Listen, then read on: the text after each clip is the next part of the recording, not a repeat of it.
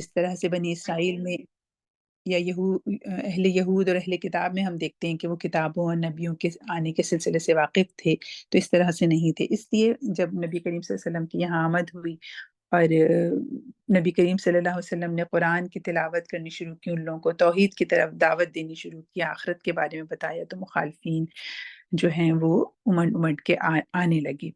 اور وہ جو مخالفت تھی اس کے پھر مکی دور میں ہم دو تین حصوں میں اس کو کرتے ہیں کہ ایک ابتدائی دور تھا جس میں خاموش دعوت تھی، اس کے بعد اعلانیہ دعوت تھی، اس کے بعد جب وہ دعوت پھیلنی شروع ہوئی تو مکہ کے لوگوں نے اس کا مذاق اڑانا شروع کیا، اس کو کوئی اہمیت نہیں دی، اس کو بہت ہلکا لیتے تھے۔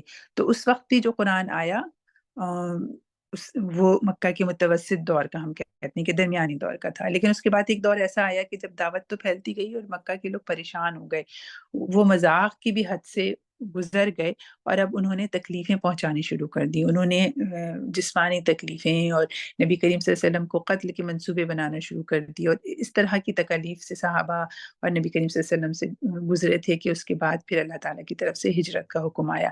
تو یہ ایک آخری دور تھا، بہت تکلیف دہ دور تھا۔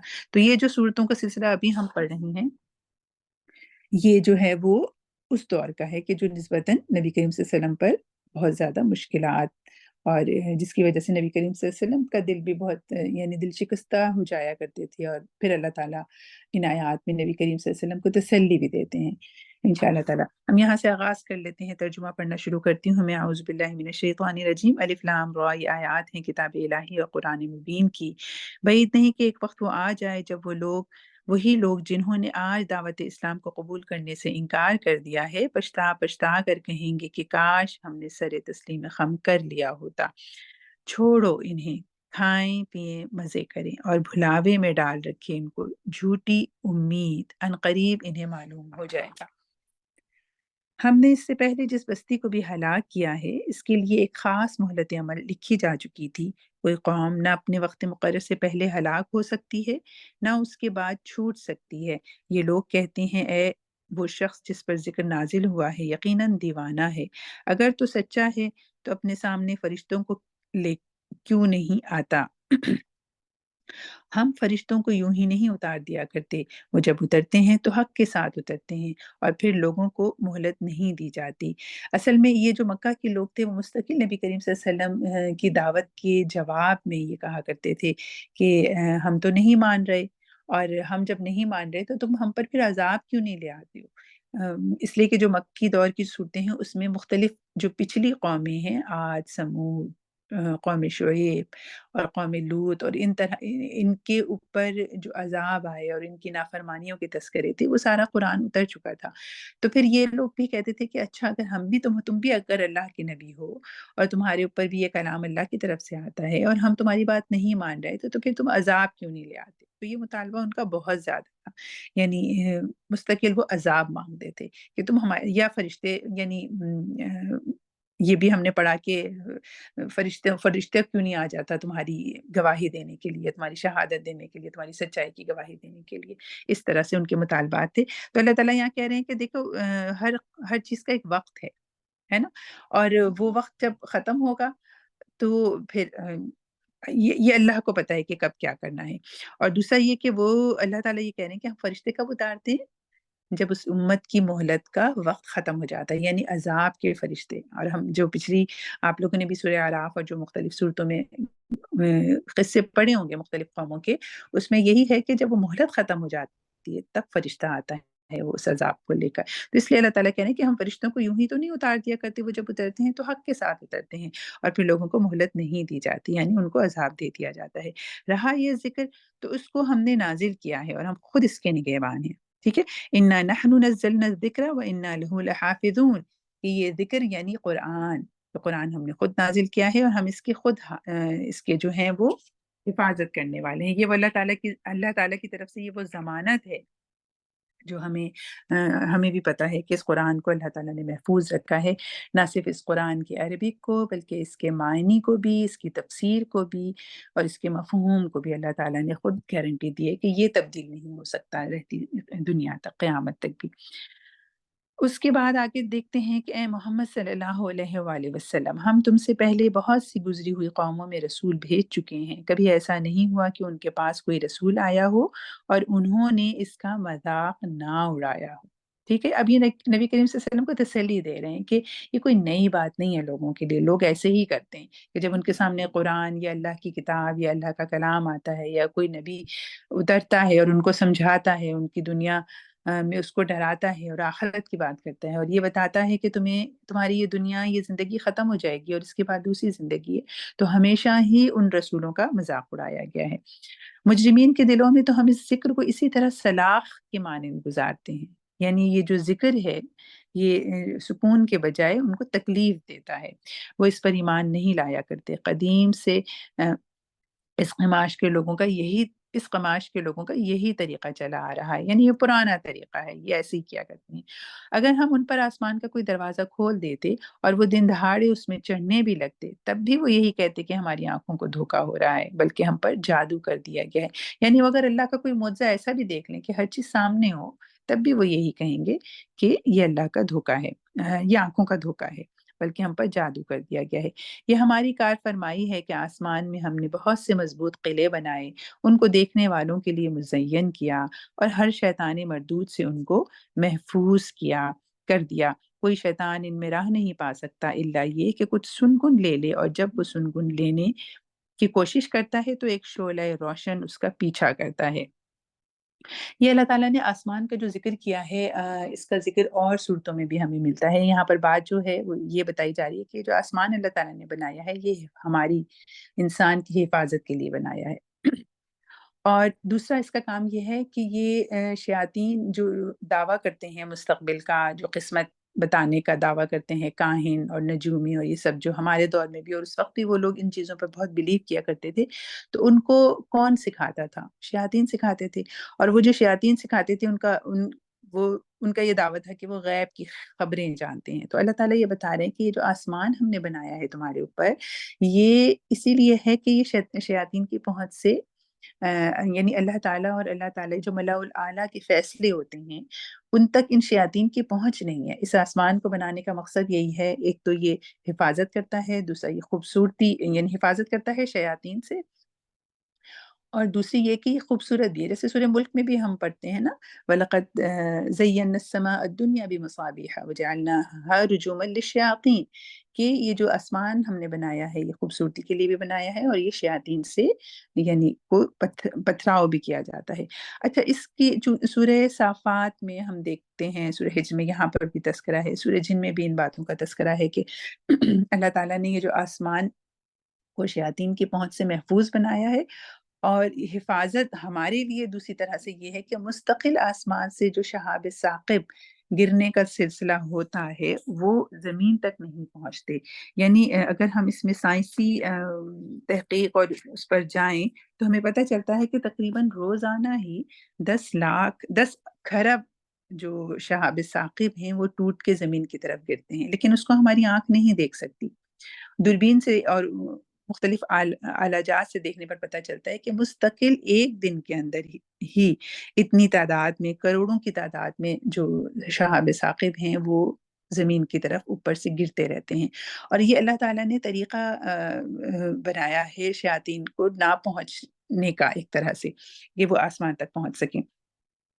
اس کی ایک جگہ پہ اگر آپ گوگل کریں گے تو آپ کو اندازہ ہوگا کہ 1833 کے قریب آپ کو انسائکلوپیڈیا میں بھی ملے گا کہ زمین پر اس طرح کی اللہ تعالیٰ نے جو شہاب ثاقب بھیجے تھے وہ ریکارڈ بھی موجود ہے۔ یعنی ریکارڈ پر ہے یہ کہ امریکہ کی ایک جگہ پر جو ہے وہ ایک مقام پر ایک ہی رات میں جو ہے وہ تقریباً 2 لاکھ شہاب ثاقب گرتے ہوئے دیکھے گئے تھے۔ تو بہرحال کہنے کا مطلب یہ ہے کہ مستقل آسمان سے اس کو ہماری آنکھ دیکھ نہیں سکتی اور وہ زمین کو نقصان نہیں پہنچا پاتے، اس لیے کہ اللہ تعالیٰ نے انسانوں کو اس سے محفوظ رکھا، زمین کو اس سے محفوظ رکھا ہے بیسیکلی۔ تو اللہ تعالیٰ یہ جو آسمان کا تذکرہ کرتا ہے کہ اس کو حفاظت کا ذریعہ بنایا ہے، تو یعنی وہ یہ کہ وہ ان شہاب ثاقب جو مستقل گر رہے ہیں اس سے ہمیں کوئی نقصان نہیں پہنچتا، وہ زمین تک آتے آتے آتے آتے اللہ تعالیٰ نے ان کا ایسا انتظام کیا ہے کہ وہ ہم تک اس طرح سے پہنچ نہیں پاتے۔ اور یہاں پر بھی ہم دیکھیں کہ وہ حفظناہا کہ ہم نے اس کو من کل شیطان الرجیم، کہ ہم نے ہر شیطان سے اس کو محفوظ بنایا ہے۔ اب آسمان کو کس طرح سے محفوظ بنایا ہے وہ ہمیں نظر نہیں آ رہا، لیکن اللہ تعالیٰ اپنی نعمت کے طور پر تذکرہ کر رہا ہے کہ ہم نے آسمان کو محفوظ بنایا ہے، کہ وہ انسانوں کو یا زمین کو کسی قسم کا نقصان پہنچا نہیں سکتے۔ جو شہاب ثاقب گرتے ہیں، اور اس سے دوسرا فائدہ یہ ہوتا ہے کہ شیاطین اوپر سے جو جھوٹی سچی خبریں لانے کا، سنگن لینے کی ان کو ہوتی ہے، جیسے یہاں پر بھی ہم نے پڑھا ہے کہ کوئی شیطان ان میں راہ نہیں پا سکتا الا یہ کہ کچھ سنگن لے لے، اور جب وہ سنگن لینے کی کوشش کرتا ہے تو ایک شعلہ روشن اس کا پیچھا کرتا ہے۔ ٹھیک ہے، آئی ہوپ کہ یہ بات واضح ہو گئی ہوگی۔ اگلی آیت کو دیکھتے ہیں کہ ہم نے زمین کو پھیلایا، اس میں پہاڑ جمائے، اس میں ہر نوع کی نباتات ٹھیک ٹھیک نبی تولی مقدار کے ساتھ اگائیں، اور اس میں معیشت کے اسباب فراہم کیے تمہارے لیے بھی اور ان بہت سی مخلوقات کے لیے بھی جن کے رازق تم نہیں ہو۔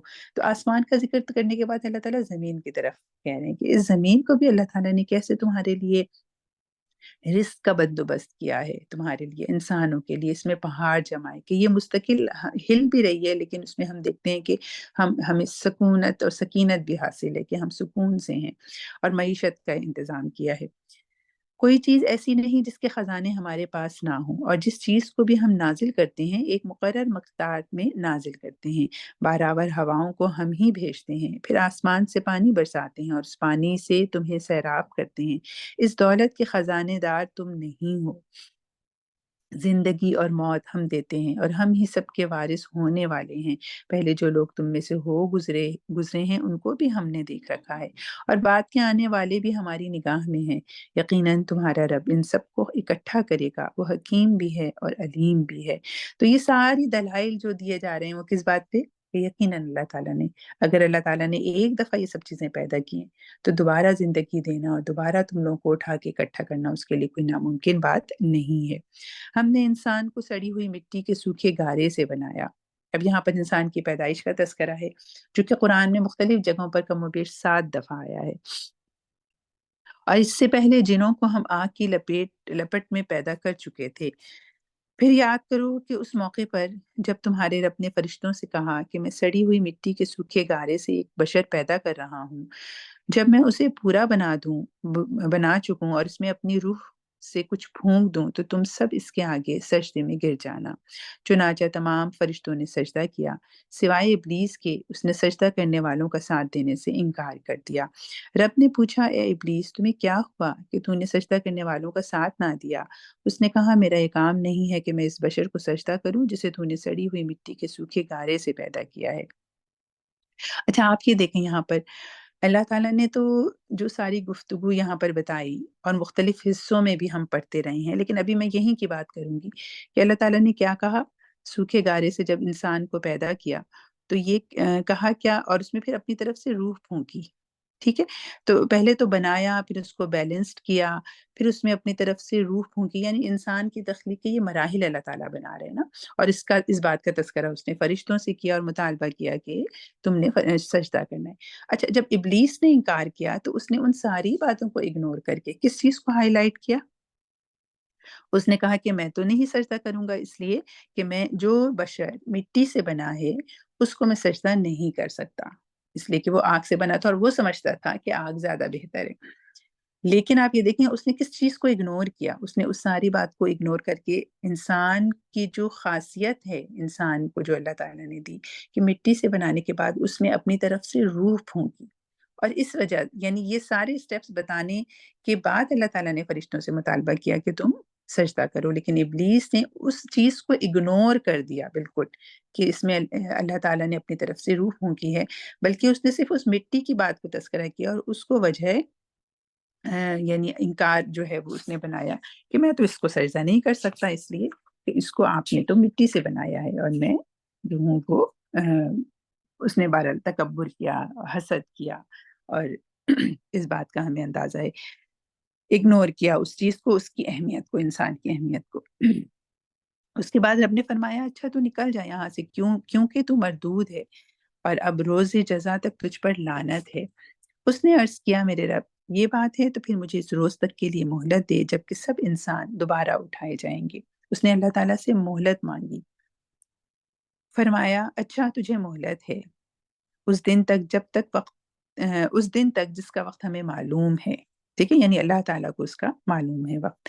وہ بولا میرے رب جیسا تو نے مجھے بہکایا ہے اسی طرح میں زمین میں ان کے لیے دل فریبیاں پیدا کر کے ان سب کو بہکا دوں گا سوائے تیرے ان بندوں کے جنہیں تو نے ان میں سے خالص کر لیا ہو. فرمایا یہ راستہ ہے جو سیدھا مجھ تک پہنچتا ہے. قال هذا صراط علیہ مستقیم، کہ یہ راستہ ہے جو سیدھا مجھ تک پہنچتا ہے. یہ اللہ تعالیٰ نے فرمایا بے شک جو میرے حقیقی بندے ہیں ان پر تیرا بس نہ چلے گا. تیرا بس تو صرف ان بہکے ہوئے لوگوں ہی پر چلے گا جو تیری پیروی کریں، اور ان سب کے لیے جہنم کی وعید ہے. یہ جہنم جس کی وعید پیروان ابلیس کے لیے کی گئی ہے اس کے 7 دروازے ہیں. ہر دروازے کے لیے ان میں سے ایک حصہ مخصوص کر دیا گیا ہے. بخلاف اس کے متقی لوگ باغوں اور چشموں میں ہوں گے اور ان سے کہا جائے گا کہ داخل ہو جاؤ ان میں سلامتی کے ساتھ بے خوف اور خطر. ان کے دلوں میں جو تھوڑی بہت کھوٹ کھپٹ ہوگی اسے ہم نکال دیں گے اور آپس میں بھائی بھائی بن کر آمنے سامنے وہ رہیں گے. یہ بہت پیاری آیت ہے. وَنَزَعْنَا مَا فِي صُدُورِهِم مَنْ غِلَّ. میں ایک منٹ قرآن سے دیکھتی ہوں.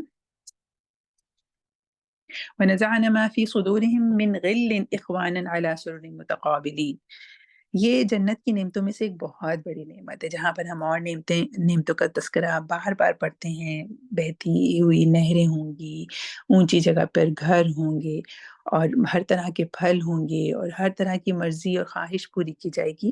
وہاں پر ایک یہ بہت خوبصورت بات ہے کہ جب ہم لوگ جنت میں پہنچیں گے تو دنیا میں جو وہ لوگ جو چھوٹی چھوٹی یعنی ہوتے تو وہ مومن ہیں اور اللہ کی ہی رستے پر چل رہے ہوتے ہیں، لیکن اس کے باوجود آپس میں تھوڑی بہت کدورتیں دل میں اور نفرتیں یا کوئی غل آ جاتا ہے، تھوڑی سی تنگی آ جاتی ہے، تو اللہ تعالیٰ ان سب کو جنت میں داخل کرے گا ان لوگوں کو، اور اس وقت وہ چیز بھی اس میں سے نکل جائے گی. تو یہ اس بات کا تذکرہ بھی قرآن میں ایک اور جگہ سورہ اعراف میں بھی آیا ہے ایک جگہ کہ یعنی اس وقت جو لوگوں کے دلوں میں جو غل ہوگا اس کو اللہ تعالیٰ نکال لیں گے اور وہ سب بھائی جو ہیں وہ آپس میں جنت میں ایک ساتھ ہوں گے، آپس میں بھائی بھائی بن کر ایک دوسرے کے سامنے تختوں پر بٹھائے جائیں گے.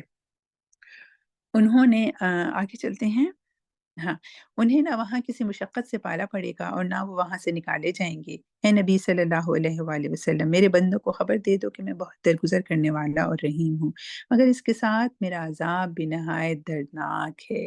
یہ دیکھیں سوچنے والی بات ہے کہ اللہ تعالیٰ تو یہاں صاف کہہ رہے ہیں نبی عبادی انی انا الغفور الرحیم، کہ سب کو بتا دو، میرے بندوں کو بتا دو کہ میں بہت معاف کرنے والا ہوں.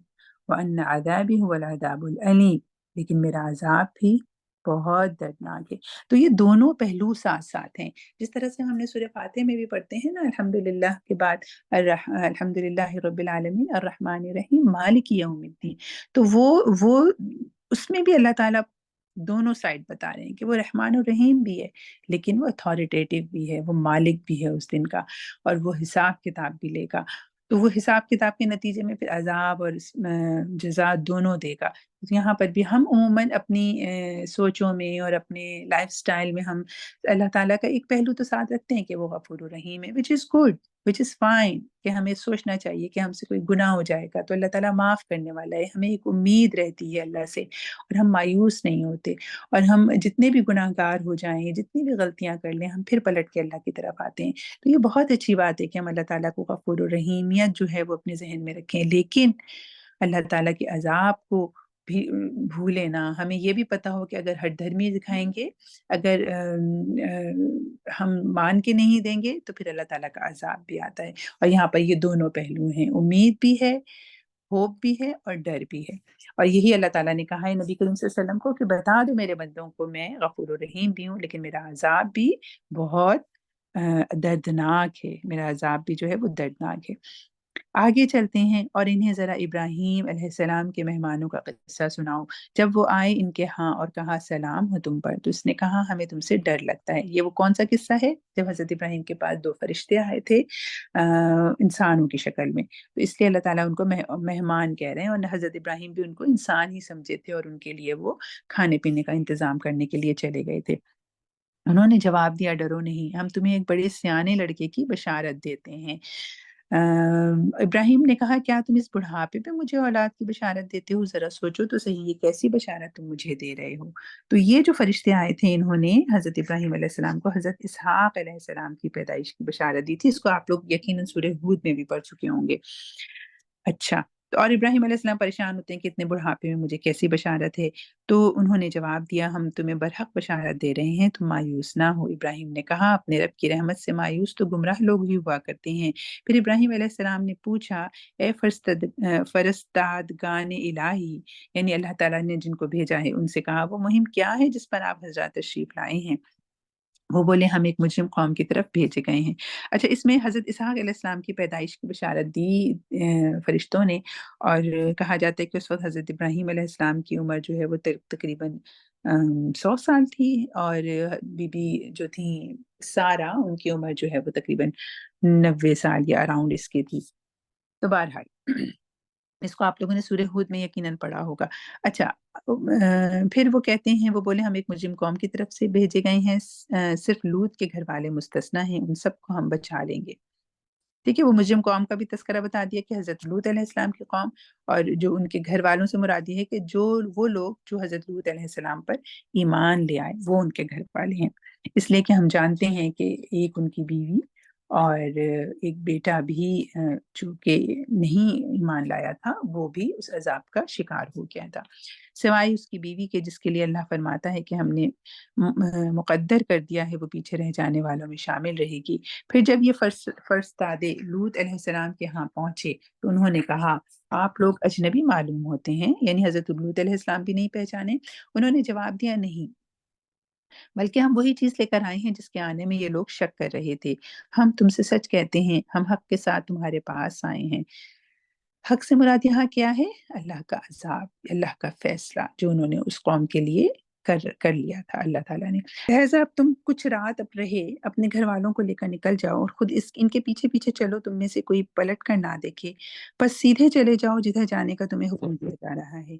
ये उसे हमने अपना ये फ़ैसला पहुँचा दिया कि सुबह होते हुए इन लोगों की जड़ काट दी जाएगी।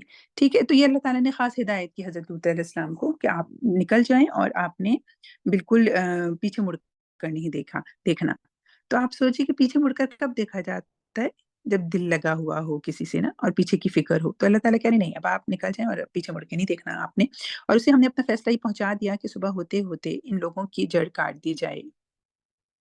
जी, इतने में शहर के लोग खुशी के मारे बेताब होकर लूत अलैहिस्सलाम के घर चढ़ आए। लूत अलैहिस्सलाम ने कहा, भाइयों, ये मेरे मेहमान हैं, मेरी फ़ज़ीहत ना करो, अल्लाह से डरो, मुझे रुसवा ना करो। वो बोले, क्या हम बारहा तुम्हें मना नहीं कर चुके हैं कि दुनिया भर के ठेकेदार ना बनो? लूत अलैहिस्सलाम ने आजिज़ होकर कहा, अगर तुम्हें कुछ करना ही है तो ये मेरी बेटियाँ मौजूद हैं। यानी उन्होंने तवज्जो दिलाई कि ख़वातीन मौजूद हैं, इसलिए कि एक नबी की जो उम्मत है उसमें जो भी लोग हैं वो बेटियों की तरह हैं, कि तुम बेटियों बेटियों से मुराद यहाँ पर ये है कि उनकी अपनी बेटियाँ भी थीं, और कुछ स्कॉलर ने ये कहा है कि जैसे उनकी कौम की जो लड़कियाँ हैं, उनकी तरफ तुम लो, इसलिए कि हम जानते हैं कि उनका जुर्म क्या था। तेरी जान की कसम ए नबी तेरी जान की कसम ए नबी, उस वक़्त उन पर एक नशा सा चढ़ा हुआ था जिस पर वो आपे से बाहर हुए जाते थे। आखिरकार पौ फूटते ही उनको एक ज़बरदस्त धमाके ने आ लिया, और हमने उस बस्ती को तलपट करके रख दिया और उस पर पकी हुई मिट्टी के पत्थरों की बारिश बरसा दी। इस वाक़ये में बड़ी निशानियाँ हैं उन लोगों के लिए जो साहिब फ़रासत हैं। और वो इलाका जहाँ ये वाक़या पेश आया था, गुज़रगाह आम वाक़े है। इनमें सामान्य इबरत है उन लोगों के लिए जो साहिब ईमान हैं, और ऐका वाले ज़ालिम थे। ये अस्हाबुल ऐका भी हज़रत शुएब अलैहिस्सलाम की जो कौम है, उनके लिए कहा जाता है। तो देख लो, हमने भी उनसे इंतक़ाम लिया, और इन दोनों कौमों के उजड़े हुए इलाके खुले रास्ते पर वाक़ हैं। असल में अरब या मक्का, आप समझ लें कि वो इन सारे कौमों से इसलिए वाक़िफ़ थे कि वो इनकी गुज़रगाहों में आते थे। कौम आद, कौम समूद, कौम लूत, ये 3 कौमें जो हैं, इनसे अरब वाक़िफ़ थे इस लिहाज़ से कि जब वो तिजारत के लिए शाम और यमन के सफ़र किया करते थे, तो वो इन इलाकों को देखा करते थे। उन्हें पता था कि यहाँ कुछ लोग आबाद थे, और उनकी जो कहानियाँ मशहूर थीं, उन तक पहुँची हुई थीं, वो थीं, और कुरान ने उसकी तस्दीक की। इसलिए अल्लाह ताला कह रहे हैं कि इनके खुले रास्तों पर वाक़ हैं। हिज्र के लोग भी रसूलों की तकज़ीब करते थे। हिज्र से मुराद कौम समूद है, इसलिए कि वो हिज्र के लोग, उनको क्यों कहा गया कि वो पत्थरों को तराश के घर बनाया करते थे, तो वो पत्थर वाली जैसे कौम थी। ٹھیک ہے، ہم نے اپنی آیات ان کے پاس بھیجی، اپنی نشانیاں ان کو دکھائیں، مگر وہ سب کو نظر انداز ہی کرتے رہے۔ وہ پہاڑ تراش تراش کے مکان بناتے تھے اور اپنی جگہ بالکل بے خوف اور مطمئن تھے۔ آخرکار ایک زبردست دھماکے نے ان کو سبھاتے ہوتے ہی آ لیا، اور ان کی کمائی ان کے کچھ کام نہ آئی۔ ہم نے زمین اور آسمان کو اور ان کی سب موجودات کو حق کے سوا کسی اور بنیاد پر خلق نہیں کیا ہے، اور فیصلے کی گھڑی یقیناً آنے والی ہے۔ بس اے محمد صلی اللہ علیہ وآلہ وسلم، تم ان لوگوں کی بےہودگیوں پر شریفانہ درگزر سے کام لو۔ یعنی اللہ تعالیٰ یہ بتا رہے ہیں کہ فیصلہ تو ہوگا ہی، لیکن تم جو ہے وہ آرام سے یہاں درگزر سے کام لینے سے مراد جب نبی کریم صلی اللہ علیہ وسلم سے اللہ تعالیٰ کہتے ہیں تو اس کا مطلب یہ ہوتا ہے کہ اگنور کریں۔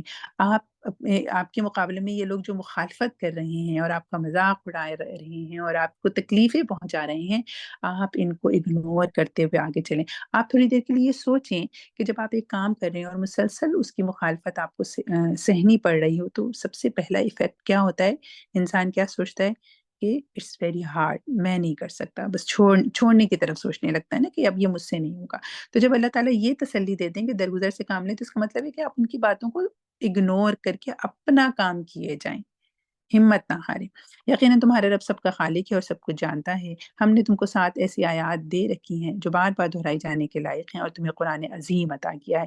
یہ بھی بہت پیاری آیت ہے، وَلَقَدْ آتَيْنَاكَ سَبْحًا مِّنَ الْمَثَانِي وَالْقُرْآنِ الْعَظِيمِ، یعنی یہ 7 آیات کون سی ہیں؟ سورہ فاتحہ۔ سورہ فاتحہ کا یہاں تذکرہ ہے کہ ہم نے آپ کو اتنی مضبوط چیزیں دی ہیں، یعنی قرآن اور یہ سورہ فاتحہ جو ہے اس کو آپ تھامے رکھیں، یہ ان کی مدد سے جو ہے وہ آپ نے اپنے مشن کو مکمل کرنا ہے۔ تو ایک طرف کفار اور ان کی طاقتیں اور ان کے مال اور اسباب اور ان کے وسائل، اور دوسری طرف آپ کے پاس کیا ہے؟ وہ 7 آیات ہیں جو دہرائی جاتی ہیں اور قرآن عظیم ہے۔ تو آپ یہ دیکھیے، تم اس بتائے دنیا کی طرف آنکھ اٹھا کر نہ دیکھو جو ہم نے ان میں سے مختلف قسم کے لوگوں کو دے رکھی ہے، اور نہ ان کے حال پر اپنا دل کڑھاؤ۔ انہیں چھوڑ کر ایمان لانے والوں کی طرف جھکو، اور نہ ماننے والوں سے کہہ دو کہ میں تو صاف صاف تنبیہ کرنے والا ہوں۔ یہ اسی کی طرح کی تنبیہ ہے جیسی ہم نے ان تفرقہ پردازوں کی طرف بھیجی تھی جنہوں نے اپنے قرآن کو ٹکڑے ٹکڑے کر ڈالا۔ ٹھیک ہے، یہ کس طرح کی تنبیہ ہے اور کن کا ذکر ہو رہا ہے؟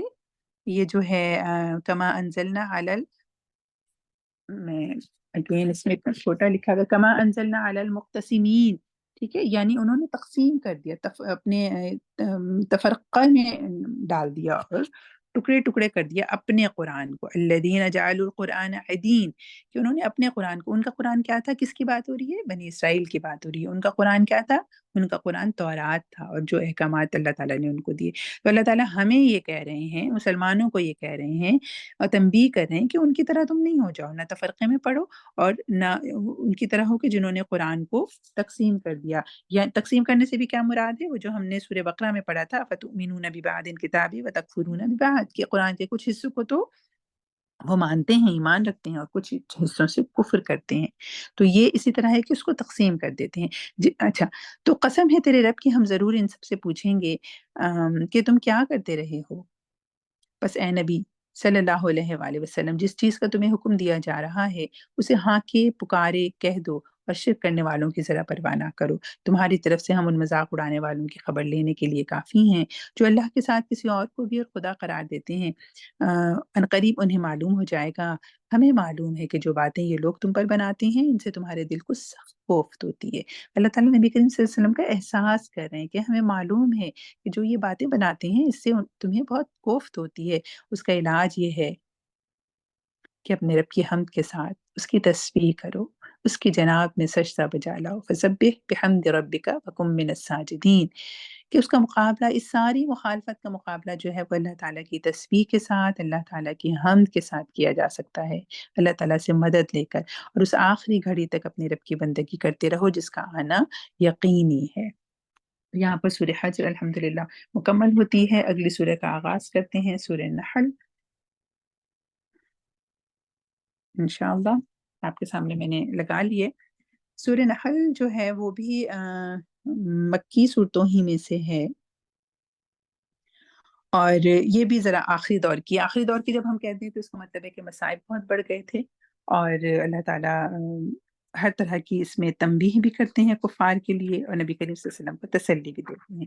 سورہ نحل کو جو ہے نا نعمتوں والی سورہ بھی کہا جاتا ہے، اس میں اللہ تعالیٰ نے اپنی بے شمار نعمتوں کا تذکرہ کیا ہے انسان کو جو اللہ تعالیٰ نے مہیا کی ہیں۔ تو اس لیے انشاءاللہ ہم اس کو تیزی سے ہی لے کر چلیں گے کہ اللہ نے اس میں اپنی مختلف ان نعمتوں کا تذکرہ کیا ہے جس کو ہم اویل بھی کر رہے ہیں، اور جس کا تذکرہ سورہ انعام اور دیگر صورتوں میں آ بھی چکا ہے۔ اعوذ باللہ من الشیطان الرجیم، بسم اللہ الرحمن الرحیم۔ اتی امر اللہ فلا تستعجلوہ سبحانہ وتعالی عما یشرکون۔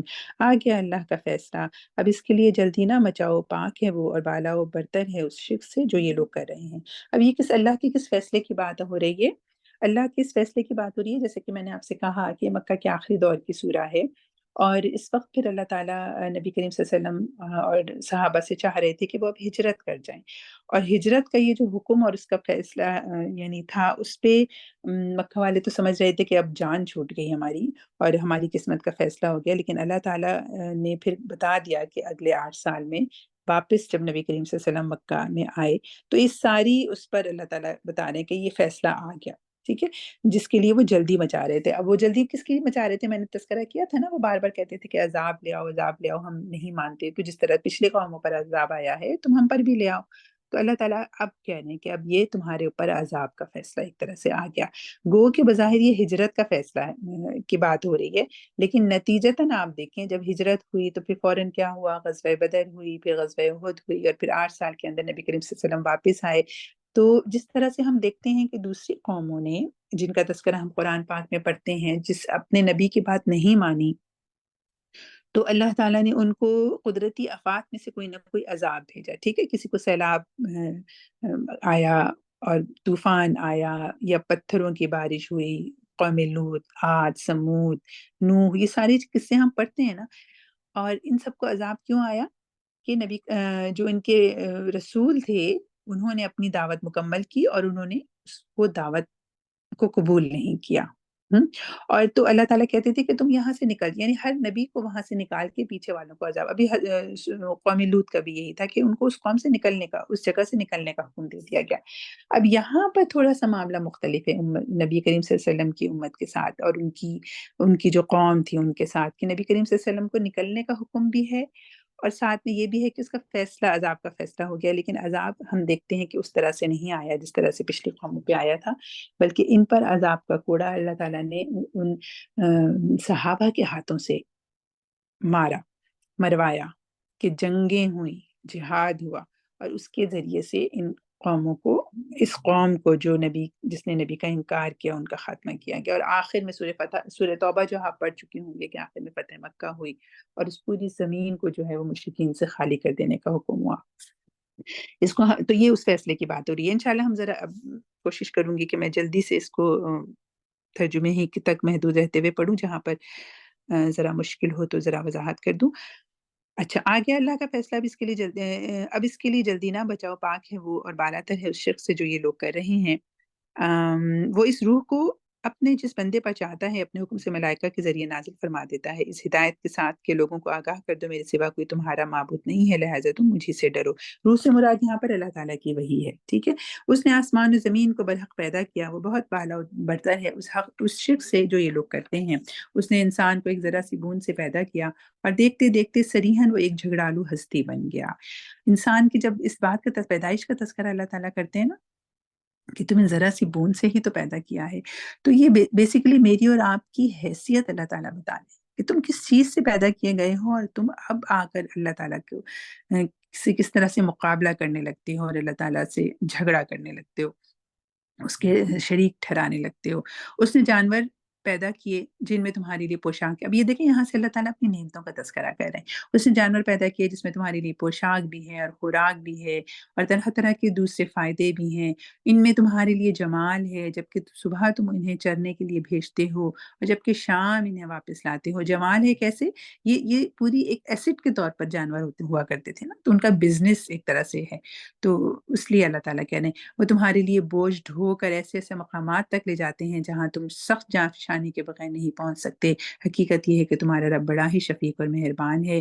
اس نے گھوڑے اور خچر اور گدھے پیدا کیے تاکہ تم ان پر سوار ہو اور تمہاری زندگی کی رونق بنے، اور وہ اور بہت سی چیزیں تمہارے فائدے کے لیے پیدا کرتا ہے جن کا تمہیں علم تک نہیں ہے، اور اللہ ہی کے ذمے ہے سیدھا راستہ بتانا، جبکہ راستے ٹیڑھے بھی موجود ہیں۔ اگر وہ چاہتا تو تم سب کو ہدایت دے دیتا۔ وہی ہے جس نے آسمان سے پانی تمہارے لیے پانی برسایا، جس سے تم خود بھی سیراب ہوتے ہو اور تمہارے جانوروں کے لیے بھی چارہ پیدا ہوتا ہے۔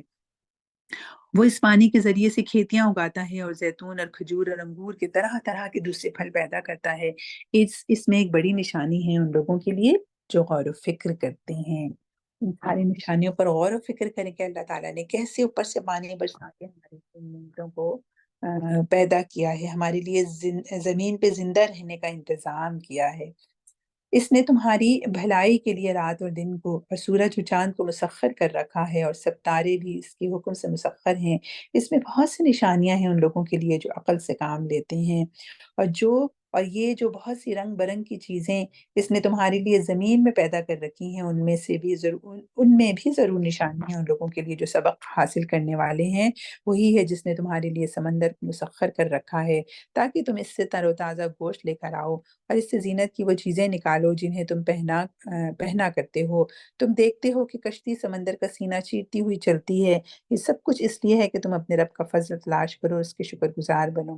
آپ دیکھیں سمندر کا تذکرہ بھی کیسے کہ یہ سارے قوانین جو ہیں جس کی وجہ سے انسان کے لیے ممکن ہوا کہ اس میں جہاز رانی کر سکے، ادھر سے ادھر سفر کر سکے۔ ہم یہاں پر جو چیزیں اویل کرتے ہیں ادھر یہ ساری ٹریڈنگ کے نتیجے میں ہوتی ہے نا، ادھر ایک ملک سے دوسرے ملک میں ٹریڈنگ کی جاتی ہے، سمندر کا سفر ممکن بنایا ایسے انسان کے لیے اللہ تعالیٰ نے۔ تو یہ سب چیزیں بیسکلی اللہ تعالیٰ نے انسان کے لیے مسخر کر دی۔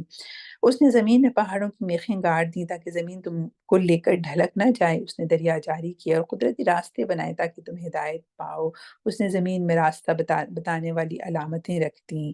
ابھی تو ہمارے پاس گوگل اور یہ سب چیزیں ہیں، لیکن جب یہ سب چیزیں نہیں بھی تھیں تو لوگ راستے کس طرح سے راستوں پہ چل کر اپنی منزل تک پہنچتے تھے کہ راہداریاں سی اللہ تعالیٰ نے بنائی ہوئی ہیں پہاڑوں کے درمیان میں اور ویسے رستے میں۔ تو یہ ان کا تذکرہ ہے۔ اس نے زمین میں راستہ بتاتے ہوئے علامتیں رکھ دیں، اور تاروں سے بھی لوگ ہدایت پاتے ہیں، ہے نا۔ آپ کو پتہ ہی ہوگا کہ جتنی بھی یہ جو بحری سفر ہوتا ہے، اب تو یقیناً وہ نیویگیشن کے بہت سے ٹولز آ گئے ہیں، لیکن تاروں کی جو سمت ہوتی تھی اس سے ہی وہ اپنی سمت کا اندازہ لگایا کرتے تھے۔ تو یہی چیزیں جو کیلنڈر اور جو آپ کی کلاک ہے وہ انہی چیزوں پر منحصر تھی، تاروں پر، سائے پر، دھوپ پر اور ان سب چیزوں پر۔ پھر کیا وہ جو پیدا کرتا ہے اور وہ جو کچھ بھی پیدا نہیں کرتے دونوں یکساں ہو سکتے ہیں؟ ان سب کے بعد اللہ تعالیٰ ایک سوال اٹھا رہے ہیں کہ جس نے یہ سب پیدا کیا ہے اور وہ لوگ جن کو تم شریک ٹھہراتے ہو وہ تو کچھ بھی نہیں پیدا کرتے، تو کیا یہ دونوں یکساں ہیں؟ کیا تم ہوش میں نہیں آتے؟ اگر تم اللہ کی نعمتوں کو گننا چاہو تو گن نہیں سکتے، ہے نا۔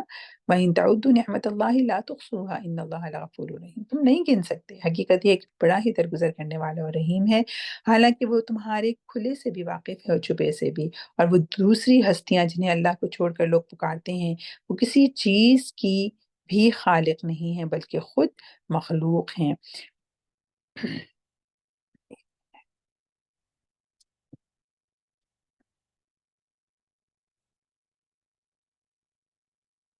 اچھا، میں چاہ رہی تھی کہ یہ ہاریزونٹل ہو جائے لیکن یہ نہیں ہو رہا۔ مردہ ہیں نہ کہ زندہ، اور ان کو کچھ معلوم نہیں ہے کہ انہیں کب دوبارہ زندہ کر کے اٹھایا جائے گا۔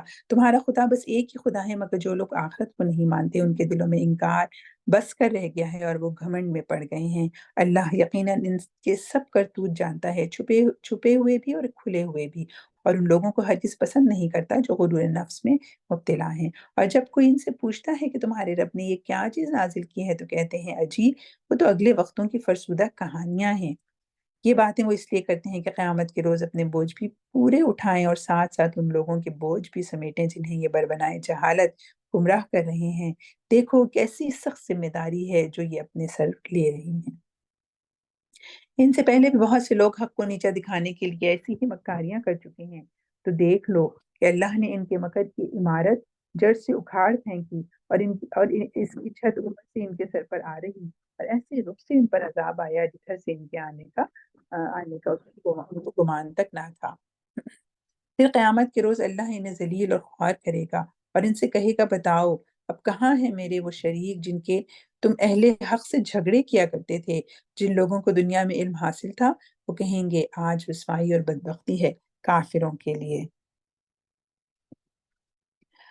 ہاں، انہی کافروں کے لیے جو اپنے نفس پر ظلم کرتے ہوئے جب ملائکہ کے ہاتھوں گرفتار ہوتے ہیں تو سرکشی چھوڑ کر فوراً ڈگیں ڈال دیتے ہیں اور کہتے ہیں کہ ہم تو کوئی قصور نہیں کر رہے تھے۔ ملائکہ جواب دیتے ہیں کر کیسے نہیں رہے تھے، اللہ تمہارے کرتوتوں سے خوب واقف ہے۔ یعنی جب قیامت کے دن وقت آئے گا یا جب عذاب آتا ہے تو پھر ان کی کیا باتیں ہوتی ہیں کہ ہم تو نہیں کر رہے تھے۔ یعنی بالکل اسی طرح جیسے دنیا میں ہم دیکھتے ہیں نا، جب کسی مجرم کو پولیس والے پکڑنے لگتے ہیں تو سارے ہی مجرم ایک دم سے کہتے تھے کہ ہم نے تو نہیں کیا، نو۔ اب جاؤ جہنم کے دروازوں میں گھس جاؤ، وہیں تم کو ہمیشہ رہنا ہے۔ پس حقیقت یہ ہے کہ بڑا ہی برا ٹھکانہ ہے متکبروں کے لیے۔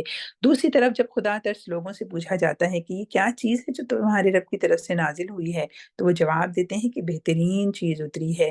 اس طرح کے نیکوکار لوگوں کے لیے اس دنیا میں بھی بھلائی ہے اور آخرت کا گھر تو ضرور ہی ان کے حق میں بہتر ہے۔ بڑا اچھا گھر ہے متقیوں کے لیے، دائمی قیام کی جنتیں جن میں وہ داخل ہوں گے، نیچے نہریں بہ رہی ہوں گی اور سب کچھ وہاں عین ان کی خواہش کے مطابق ہوگا۔ یہ جزا دیتا ہے اللہ متقیوں کو، ان متقیوں کو جن کی روحیں پاکیزگی کی حالت میں جب ملائکہ قبض کرتے ہیں تو کہتے ہیں سلام ہو تم پر، جاؤ جنت میں اپنے اعمال کے بدلے۔ اے محمد صلی اللہ علیہ وآلہ وسلم، اب جو یہ لوگ انتظار کر رہے ہیں تو اس کے سوا اب اور کیا باقی رہ گیا ہے کہ ملائکہ ہی آ پہنچیں یا تیرے رب کا فیصلہ صادر ہو جائے۔ ٹھیک ہے، یہ بات سمجھ آ رہی ہوگی کہ اگر یہ لوگ جو بار بار انتظار کر رہے ہیں تو اب تو یہی وقت آ رہا ہے۔ اس طرح کی رٹائی اس سے پہلے بہت سے لوگ کر چکے ہیں، پھر جو کچھ ان کے ساتھ ہوا وہ ان پر اللہ کا ظلم نہ تھا بلکہ ان کا اپنا ظلم تھا جو انہوں نے خود اپنے اوپر کیا۔ ان کے کرتوتوں کی خرابیاں آخر ان کی دامن گیر ہو گئیں اور وہی چیز ان پر مسلط ہو کر رہی جس کا وہ مذاق اڑایا کرتے تھے۔ یہ مشرکین کہتے ہیں اگر اللہ چاہتا تو ہم اور نہ ہمارے باپ دادا اس کے سوا کسی اور کی عبادت کرتے اور نہ اس کے حکم کے بغیر کسی چیز کو حرام ٹھہراتے۔ ایسے میں بہانے ان سے پہلے کے لوگ بھی بناتے رہے ہیں، تو کیا رسولوں پر صاف صاف بات پہنچا دینے کے سوا کوئی اور بھی ذمہ داری ہے؟ ہم نے ہر امت میں ایک رسول بھیج دیا اور اس کے ذریعے سے سب کو خبردار کر دیا کہ اللہ کی بندگی کرو اور طاغوت کی بندگی سے بچو۔ طاغوت کیا ہوتا ہے؟ طاغوت ہر وہ چیز ہے جو اللہ کی بندگی کے خلاف ہے، یعنی شیطان کی بندگی کرے بندہ، اپنے نفس کی بندگی کرے اپنے ماحول میں، اور بندگی سے کیا مراد ہے؟ اطاعت کرے، کہ اللہ کو چھوڑ کر کسی کی بھی اطاعت کرے گا تو اس کا مطلب یہ ہوگا کہ وہ طاغوت ہے۔ اس کی بات ہو رہی ہے کہ اللہ کی بندگی کرو اور طاغوت کی بندگی سے بچو۔ اس کے بعد ان میں سے کسی کو اللہ نے ہدایت بخشی اور کسی پر ضلالت مسلط ہو گئی۔ پھر ذرا زمین میں چل پھر کر دیکھ لو کہ جھٹلانے والوں کا کیا انجام ہوا۔ اے محمد صلی اللہ علیہ وآلہ وسلم، تم چاہے ان کی ہدایت کے لیے کتنے ہی حریص ہو، مگر اللہ جس کو بھٹکا دیتا ہے پھر اسے ہدایت نہیں دیتا، اور اس طرح کے لوگوں کی مدد کوئی نہیں کرتا۔ اللہ تعالیٰ مجھے اور آپ کو، اللہ تعالیٰ اللہم لا تجعلنا منہم، اللہم لا تجعلنا منہم، اللہ تعالیٰ ہمیں ان لوگوں میں شامل نہ کرے جن کو ہدایت نہیں دیتا۔ اللہ تعالیٰ ہمیں ان لوگوں میں شامل کرے جن کو اللہ تعالیٰ ہدایت دیتا ہے۔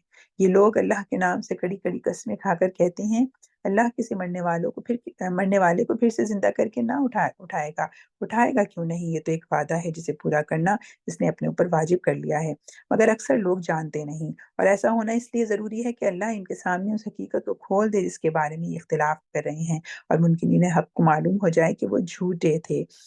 رہا اس کا امکان تو ہمیں کسی چیز کو وجود میں لانے کے لیے اس سے زیادہ کچھ نہیں کہنا ہوتا ہے کہ اسے حکم دیں ہو جا، اور بس وہ ہو جاتی ہے۔ کیا حکم دیں؟ کن، اور وہ فیکون ہو جاتی ہے۔ جو لوگ ظلم سہنے کے بعد اللہ کی خاطر ہجرت کر گئے ہیں ان کو ہم دنیا ہی میں اچھا ٹھکانہ دیں گے، اور آخرت کا اجر تو بہت بڑا ہے۔ کاش جان لے وہ مظلوم جنہوں نے صبر کیا اور جو اپنے رب کے بھروسے پر کام کر رہے ہیں کہ کیسا اچھا انجام ان کا منتظر ہے۔ اے محمد صلی اللہ علیہ وآلہ وسلم، ہم نے تم سے پہلے بھی جب کبھی رسول بھیجے ہیں آدمی ہی بھیجے ہیں جن کی طرف ہم اپنے پیغامات وحی کیا کرتے تھے۔ اہل ذکر سے پوچھ لو اگر تم لوگ نہیں جانتے، فاسألوا اہل الذکر ان کنتم لا تعلمون۔ تو یہاں پر مطلب کیا ہے کہ وہ یہ کہتے تھے کہ فرشتے کو کیوں نہیں بھیجا؟ کسی ایسی یعنی اگر اللہ نے ہدایت ہی بھیجنی تھی تو ایک ہمارے جیسے انسان پر کیوں بھیجا ہے؟ تو اللہ تعالیٰ بتا رہے ہیں کہ ہم نے اس سے پہلے بھی جتنے رسول بھیجے ہیں وہ انسانوں میں سے ہی بھیجے ہیں۔ پچھلے رسولوں کو بھی ہم نے روشن نشانیاں اور کتابیں دے کر بھیجا تھا، اور اب یہ ذکر تم پر نازل کیا ہے تاکہ تم لوگوں کے سامنے اس تعلیم کی تشریح اور توضیح کرتے جاؤ جو ان کے لیے اتاری گئی ہے، اور تاکہ لوگ خود بھی غور و فکر کریں۔ یعنی یہ دونوں کام کرنے ہیں کہ نبی کریم صلی اللہ علیہ وسلم جو ہمیں ہدایت دے کر گئے ہیں ہم اس کو پڑھیں، اور دوسرا اس پر غور و فکر بھی کریں۔ پھر کیا وہ لوگ جو دعوت پیغمبر کی مخالفت میں بدترین سے بدترین چالیں چل رہے ہیں اس بات سے بالکل ہی بے خوف ہو گئے ہیں کہ اللہ ان کو زمین میں دھنسا دے، یا ایسے گوشے میں ان پر عذاب آئے جدھر سے ان کے آنے کا ان کو وہم و گمان تک نہ ہو، یا اچانک چلتے پھرتے ان کو پکڑ لے، یا ایسی حالت میں انہیں پکڑے جبکہ انہیں خود آنے والی مصیبت کا کھٹکا لگا ہوا ہو اور وہ اس سے بچنے کی فکر میں چوکنے ہوں۔ وہ جو کچھ بھی کرنا چاہے یہ لوگ اس کو عاجز کرنے کی طاقت نہیں رکھتے۔ حقیقت یہ ہے کہ تمہارا رب بڑا ہی نرم اور رحیم ہے۔ اور کیا یہ لوگ اللہ کی پیدا کی ہوئی چیز کو بھی نہیں دیکھتے کہ اس کا سایہ کس طرح اللہ کے حضور سجدہ کرتے ہوئے دائیں اور بائیں گرتا ہے؟ سب کے سب اس طرح اظہار عجز کر رہے ہیں۔ ہم دیکھتے ہیں نا صبح کو سائے کا رخ کس طرف ہوتا ہے، اور شام کو سایوں کا رخ درختوں کے اور چیزوں کے سایوں کا رخ کس طرف ہوتا ہے۔ تو یہی اللہ تعالیٰ کہہ رہے ہیں کہ یہ اللہ کے حضور سجدہ کر رہے ہوتے ہیں، عاجزی میں ہوتے ہیں۔ زمین اور آسمان میں جس قدر جاندار مخلوقات ہیں اور جتنے ملائکہ ہیں سب اللہ کے آگے سر بسجود ہیں، وہ ہرگز سرکشی نہیں کرتے، اپنے رب سے جو ان کے اوپر ہے ڈرتے ہیں، اور جو کچھ حکم دیا جاتا ہے اسی کے مطابق کام کرتے ہیں۔ اللہ کا فرمان ہے دو خدا نہ بنا لو، خدا تو بس ایک ہی ہے، لہٰذا تم مجھی سے ڈرو۔ اسی کا ہے وہ سب کچھ جو آسمانوں میں ہے اور جو زمین میں ہے، اور خالصاً اسی کا دین ساری کائنات میں چل رہا ہے۔ پھر کیا اللہ کو چھوڑ کر تم کسی اور سے تقویٰ کرو گے؟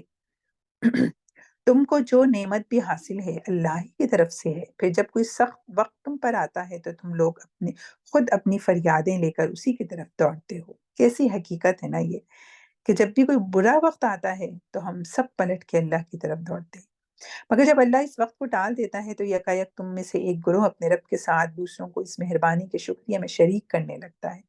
یعنی جب اللہ آسانی پیدا کر دیتا ہے تو پھر بھول بھال جاتے ہیں، اور دوسروں کو ہم اس کا سمجھتے ہیں کہ اس کی وجہ سے میرا یہ کام ہو گیا، تاکہ اللہ کے احسان کی ناشکری کرے۔ اچھا مزے کر لو، ان قریب تمہیں معلوم ہو جائے گا۔ یہ لوگ جن کی حقیقت سے واقف نہیں ہیں ان کے حصے ہمارے دیے ہوئے رزق میں سے مقرر کرتے ہیں۔ خدا کی قسم ضرور تم سے پوچھا جائے گا کہ یہ جھوٹ تم نے کیسے گھڑ لیا ہے۔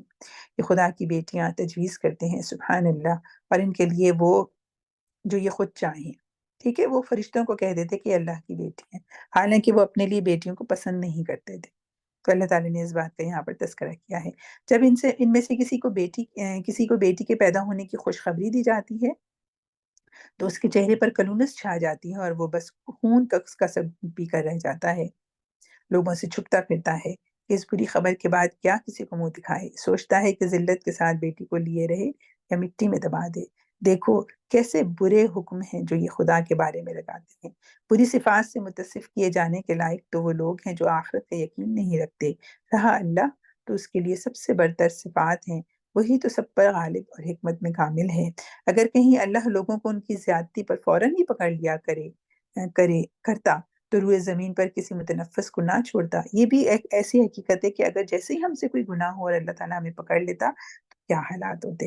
اس کا تذکرہ ہے کہ تو کوئی متنفس نہ ہوتا، لیکن وہ سب کو ایک وقت مقرر تک مہلت دیتا ہے، پھر جب وہ وقت آ جاتا ہے تو اس سے کوئی ایک گھڑی بھر بھی آگے پیچھے نہیں ہو سکتا، چاہے وہ موت کا وقت ہو چاہے وہ قیامت کا آنے کا وقت ہو۔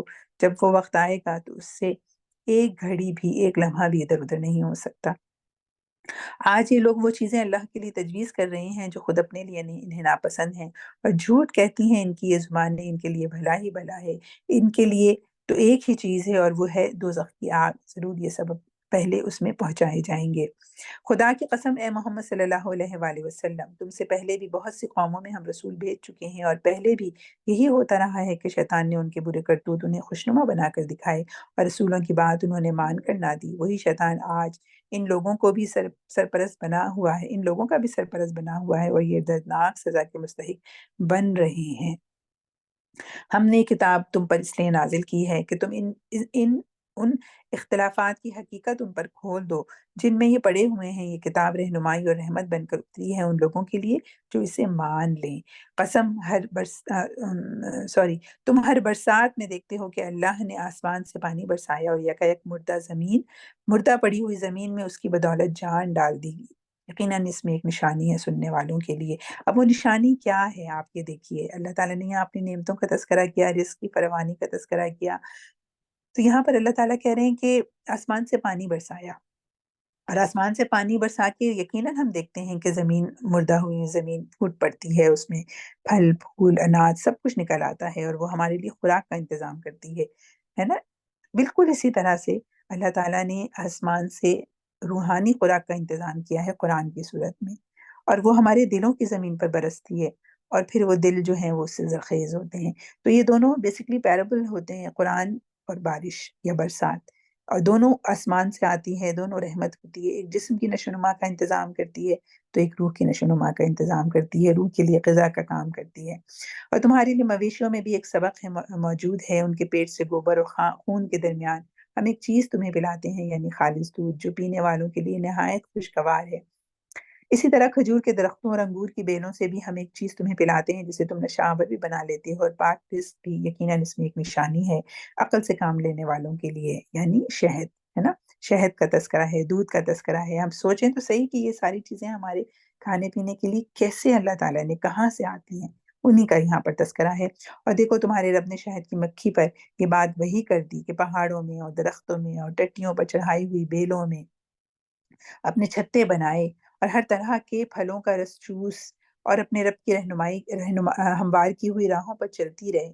اس مکھی کے اندر سے رنگ برنگ کا ایک شربت نکلتا ہے جس میں شفا ہے لوگوں کے لیے، یقیناً اس میں بھی ایک نشانی ہے ان لوگوں کے لیے غور و فکر کرتے ہیں۔ دیکھیں یہاں پر جو سوچنے کی بات ہے، اللہ تعالیٰ مختلف نعمتیں بتا کے آیت کا اختتام اس طرح سے کرتے ہیں کہ ان فی ذلک لآیۃ لقوم یتفکرون، ٹھیک ہے، کہ اس میں ایک نشانی ہے غور و فکر کرنے والوں کے لیے۔ ہر ایک چیز کے ذکر کے بعد اللہ تعالیٰ یہ کہہ رہے ہیں، تو وہ نشانی کیا ہے؟ وہ غور و فکر کر کے ہی ہمیں پتہ چلتی ہے۔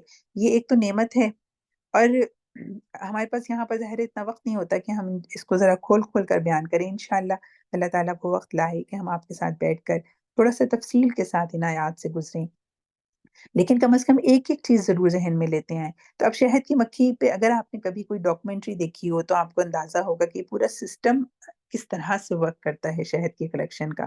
ان کی ایک کوئن ہوتی ہے، اور کس طرح سے وہ سارا، یعنی اللہ تعالیٰ نے ایک نظام بنایا ہوا ہے جو ہمارے لیے اس شہد کا انتظام کرتی ہے۔ بہت ہی خوبصورت، بہت ہی مائنڈ بلوئنگ ایک پوری چیز ہے، اور اس میں ہمیں ایک سمجھے اجتماعیت کا سبق بھی ملتا ہے کہ کس طرح سے ایک لیڈر ہوتا ہے، کچھ فالوورز ہوتے ہیں، اور کس طرح سے وہ ایک کام کو کرتے ہیں جو اللہ تعالیٰ نے ان کے ذمہ لگایا ہے۔ تو شہد کی مکھی کے اس پورے سلسلے میں بھی ہمارے لیے بہت سی نشانی ہے۔ ضرورت اس بات کی ہے کہ ہم سب اس پر غور و فکر کرنے والے ہوں۔ اللہ تعالیٰ ہمیں غور و فکر کرنے والا بنائے۔ اور دیکھو اللہ نے تم کو پیدا کیا، پھر وہ تم کو موت دیتا ہے، اور تم میں سے کوئی بدترین عمر کو پہنچا دیا جاتا ہے تاکہ سب کچھ جاننے کے بعد پھر کچھ نہ جانے۔ حق یہ ہے کہ اللہ ہی علم میں بھی کامل ہے اور قدرت میں بھی۔ اللہم انی اعوذ بک من سوء الکبر، اللہم انی اعوذ بک من ارذل العمر۔ اللہ تعالیٰ اس ارذل العمر سے ہم لوگوں کو محفوظ رکھے، پناہ مانگے۔ نبی کریم صلی اللہ علیہ وسلم نے یہ دعائیں سکھائی ہیں کہ ہم اس ارذل العمر اور سوء الکبر سے اللہ تعالیٰ سے اللہ کی پناہ مانگے۔ اور دیکھو اللہ نے تم میں سے بعض کو بعض پر رزق میں فضیلت عطا کی، پھر جن لوگوں کو یہ فضیلت دی گئی ہے وہ ایسے نہیں ہے کہ اپنا رزق اپنے غلاموں کی طرف پھیر دیا کرتے ہوں تاکہ دونوں اس رزق میں برابر کے حصے دار بن جائیں۔ تو کیا اللہ ہی کا احسان ماننے سے ان لوگوں کو انکار ہے؟ پھر یہ اللہ تعالیٰ ایک مثال دے رہے ہیں کہ لوگوں دنیا میں بھی تم دیکھتے ہو ایسا نہیں ہوتا کہ وہ اپنے رزق کو، ایک بندہ جس کو دیا جاتا ہے وہ سارا کا سارا اپنے غلاموں میں دے دے، لیکن اللہ تو ایسا نہیں کرتا۔ اللہ تو سب کو اپنا سارا رزق سب بندوں کو دے رہا ہے۔ اور اللہ ہی ہے جس نے تمہارے لیے تمہاری ہم جنس بیویاں بنائیں، اور اسی نے ان بیویوں سے تمہیں بیٹے پوتے عطا کیے اور اچھی اچھی چیزیں تمہیں کھانے کو دیں۔ پھر کیا یہ لوگ یہ سب کچھ دیکھتے اور جانتے ہوئے بھی باطل کو مانتے ہیں اور اللہ کے احسان کا انکار کرتے ہیں، اور اللہ کو چھوڑ کر ان کو پوچھتے ہیں جن کے ہاتھ میں نہ آسمانوں سے انہیں کچھ بھی رزق دینا ہے اور نہ زمین سے، اور نہ یہ کام وہ کر ہی سکتے ہیں۔ بس اللہ کے لیے مثالیں نہ گھڑو، اللہ جانتا ہے تم نہیں جانتے۔ اس کے بعد یہ ایک مثال آ رہی ہے، اس کو بھی پڑھ لیتے ہیں۔ اللہ ایک مثال دیتا ہے ایک تو ہے غلام جو دوسروں کا مملوک ہے اور خود کوئی اختیار نہیں رکھتا، ٹھیک ہے، اور دوسرا شخص ایسا ہے جسے ہم نے اپنی طرف سے اچھا رزق عطا کیا ہے اور وہ اس میں سے کھلے اور چھپے خوب خرچ کرتا ہے۔ تو بتاؤ کیا یہ دونوں برابر ہیں؟ الحمدللہ، مگر اکثر لوگ اس سیدھی بات کو نہیں مانتے۔ یہ مثال ہے ایک تو اگر ہم اللہ کی مخلوقات کو دیکھیں، اس کو تھوڑا سا سمجھ لیتے ہیں۔ اگر ہم اللہ کی مخلوقات کو دیکھیں تو دیکھیں اللہ تعالیٰ کی جتنی بھی مخلوقات ہیں انسان کے علاوہ، وہ ایسی غلام اور ایسی مملوک ہیں کہ ان کو کوئی اختیار نہیں ہے، کچھ بھی نہیں کر سکتی، وہ صرف وہی کرتی ہیں جو اللہ نے حکم دیا ہے۔ جبکہ دوسری جو مخلوق ہے یعنی انسان، اس کو کچھ اختیار حاصل ہے، اور جب وہ اپنے اختیار کو اچھی جگہ پر استعمال کرتا ہے، یعنی اللہ نے یہاں پر دیکھیں خرچ کرنے کی مثال دی، ان ساری نیکیوں میں اللہ تعالیٰ نے خرچ کو بہت فضیلت دی ہے، اور یہاں پر بھی نیکی کے کاموں میں اللہ تعالیٰ نے خرچ کی مثال دی کہ ایک وہ غلام ہے جو کچھ بھی نہیں کر سکتا، یعنی جو اللہ کی انسان کے علاوہ کی ساری مخلوقات، اور ایک وہ جس کو اللہ نے اختیار دیا اور رزق دیا اور اس میں سے خرچ کرتا ہے۔ تو کیا یہ برابر ہو سکتے ہیں؟ تو آپ دیکھیں کہ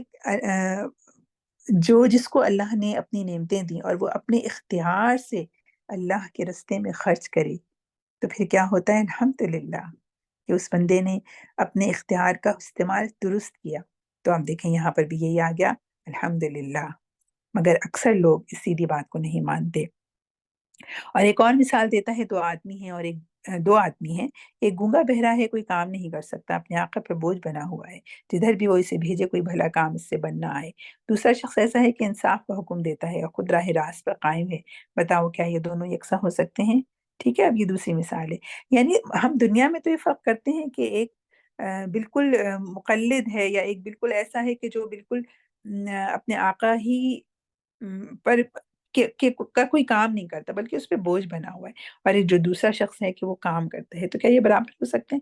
کبھی بھی نہیں ہو سکتے۔ اور زمین و آسمان کے پوشیدہ حقائق کا علم تو اللہ ہی کو ہے، اور قیامت کی برپا ہونے کا معاملہ کچھ دیر نہ لے گا، مگر بس اتنی کہ جس میں انسان کی پلک جھپک جائے، بلکہ اس سے بھی کچھ کم حقیقت یہ ہے کہ اللہ سب کچھ کر سکتا ہے۔ اللہ نے تم کو تمہاری ماؤں کے پیٹوں سے نکالا اس حالت میں کہ تم کچھ نہ جانتے تھے، تم ابھی بھی کچھ نہیں جانتے اگر اللہ نہ بتائے، اور اس نے تمہیں کان دیے، آنکھیں دی، سوچنے والے دل دیے، اس لیے کہ تم شکر گزار بنو۔ یہ بہت پیاری آیت ہے کہ وَجَعَلَ لَكُمُ السَّمْعَ وَالْأَبْصَارَ وَالْأَفْئِدَةَ لَعَلَّكُمْ تَشْكُرُونَ، کہ اللہ تعالیٰ نے جو مجھے یہ ساری نعمتیں دی ہیں، آنکھ کی، کان کی، دل کی، سوچنے کی، دماغ کی، سمجھنے کی، اس سے ہم اللہ تک پہنچیں، اس سے ہم وہ علم حاصل کریں جو ضروری ہے، ہم اپنی آنکھیں کھلی رکھیں، ہم ان ذرائع کو استعمال کریں اور پھر اللہ تعالیٰ کا شکر ادا کریں اس طرح کہ ہم اس علم کو حاصل کر کے اس پر عمل کریں۔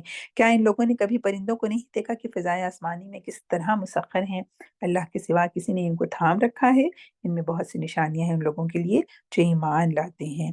اللہ نے تمہارے لیے تمہارے گھروں کو جائے سکون بنایا، اس نے جانوروں کی کھالوں سے تمہارے لیے ایسے مکان پیدا کیے جنہیں تم سفر اور قیام دونوں حالتوں میں ہلکا پاتے ہو۔ آپ دیکھیے جو خیمے بنائے کرتے تھے، ہے نا، کھالوں سے جانوروں کی، اور اس نے جانوروں کے صوف اور اون اور بالوں سے تمہارے لیے پہننے اور برتنے کی بہت سی چیزیں پیدا کی جو زندگی کی مدت مقررہ تک تمہارے کام آتی ہیں۔ اس نے اپنی پیدا کی ہوئی بہت سی چیزوں سے تمہارے لیے سائے کا انتظام کیا، پہاڑوں میں تمہارے لیے پناہ گاہیں بنائیں، تمہیں ایسی پوشاکیں بخشیں جو تمہیں گرمی سے بچاتی ہیں، اور کچھ دوسری پوشاکیں جو آپس کی جنگ میں تمہاری حفاظت کرتی ہیں، یعنی جنگ کا جو لباس ہوتا ہے ایک طرح سے، اور اس طرح وہ تم پر اپنی نعمتوں کی تکمیل کرتا ہے شاید کہ تم فرما بردار بن جاؤ۔ اب اگر یہ لوگ منہ موڑتے ہیں تو اے محمد صلی اللہ علیہ وسلم، تم پر صاف صاف پیغام پہنچا دینے کے سوا کوئی اور ذمہ داری نہیں ہے۔ فَإِنَّمَا عَلَيْكَ الْبَلَاغُ الْمُبِينُ، تمہارے اوپر صرف پہنچا دینے کی ذمہ داری ہے۔ اتنی ساری نعمتوں کا تذکرہ اللہ تعالیٰ نے اپنی اس سورہ میں کیا ہے۔ یہ اللہ کے احسان کو پہچانتے ہیں پھر ان کا انکار کرتے ہیں، اور اس میں بیشتر لوگ ایسے ہیں جو حق ماننے کے لیے تیار نہیں ہیں۔ انہیں کچھ ہوش بھی ہے کہ اس روز کیا بنے گی، جبکہ ہم ہر امت میں سے ایک گواہ کھڑا کریں گے۔ یہ ہے پریشان کن بات، ہر امت سے ایک گواہ کھڑا کریں گے، پھر کافروں کو نہ حجتیں پیش کرنے کا موقع دیا جائے گا، نہ ان سے توبہ و استغفار ہی کا مطالبہ کیا جائے گا۔ یعنی ہر امت سے قیامت کے دن نبیوں کو بھی کھڑا کیا جائے گا کہ جو اللہ تعالیٰ نے ذمہ داری دی تھی انہوں نے لوگوں تک پہنچا دیا، اور اب نبی نہیں ہے تو یہ کام نبی صلی اللہ علیہ وسلم کی امت کا ہے، نبی کریم صلی اللہ علیہ وسلم کی امت کا ہے، اور ہر امت میں سے گواہ کھڑے ہوں گے، اور ان سے پوچھا جائے گا کہ تمہیں جو پتا تھا تم نے اس کو آگے ڈیلیور کیا؟ تم نے آگے اس کو پہنچایا یا نہیں پہنچایا۔ ظالم لوگ جب ایک دفعہ عذاب دیکھ لیں گے تو اس کے بعد نہ ان کے عذاب میں کوئی تخفیف ہوگی، نہ انہیں ایک لمحہ بھر کی مہلت دی جائے گی۔ اور جب وہ لوگ جنہوں نے دنیا میں شرک کیا تھا اپنے ٹھہرائے ہوئے شریکوں کو دیکھیں گے تو کہیں گے اے پروردگار، یہی ہیں ہمارے وہ شریک جنہیں ہم تمہیں چھوڑ کر پکارا کرتے تھے۔ اس پر ان کے وہ معبود انہیں صاف جواب دیں گے کہ تم جھوٹے ہو۔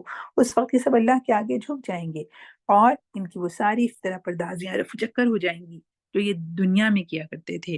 جن لوگوں نے خود کفر کی راہ اختیار کی اور دوسروں کو اللہ کی راہ سے روکا، انہیں ہم عذاب پر عذاب دیں گے اس فساد کے بدلے جو وہ دنیا میں برپا کرتے رہے ہیں۔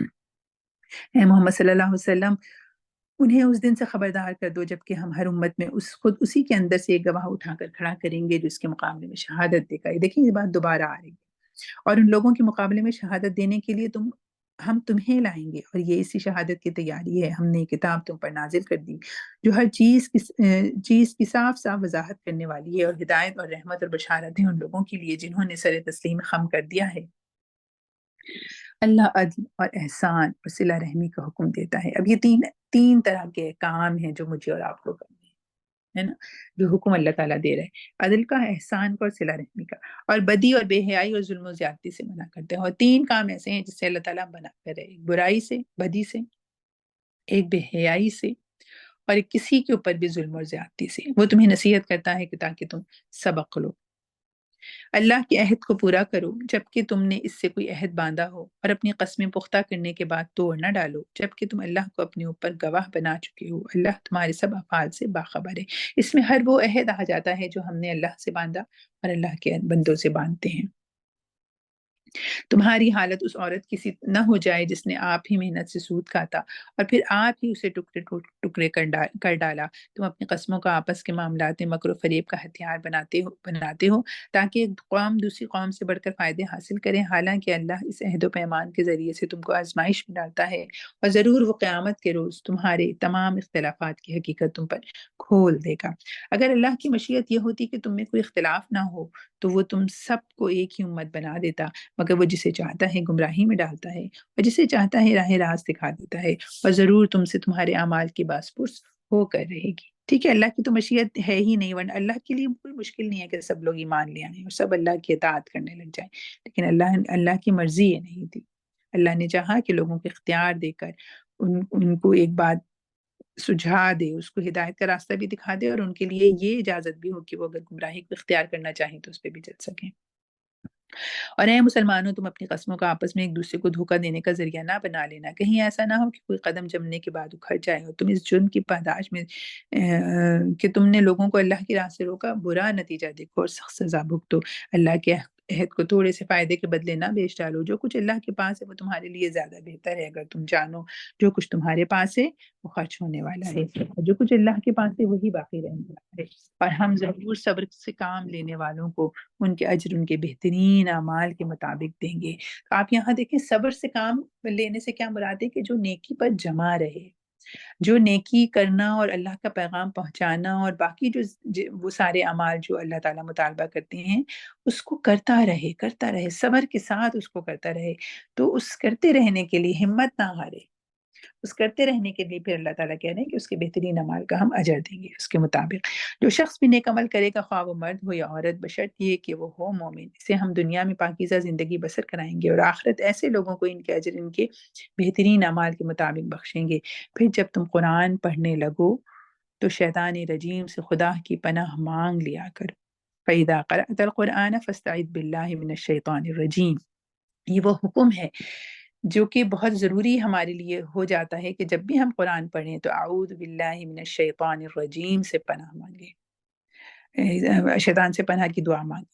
تو اس اعوذ باللہ کا پڑھنا قرآن مجید کے پڑھنے کے لیے بہت ضروری، اللہ تعالیٰ کی خاص ہدایت آئی ہے اس لیے کہ جب آپ اس کے قریب جب قرآن کے لیے قرآن پڑھنا کوئی شروع کرتا ہے، قرآن سے جڑنا کوئی شروع کرتا ہے تو شیطان کے لیے سب سے زیادہ تکلیف دہ بات یہی ہے، تو وہ انسان کو روکے گا۔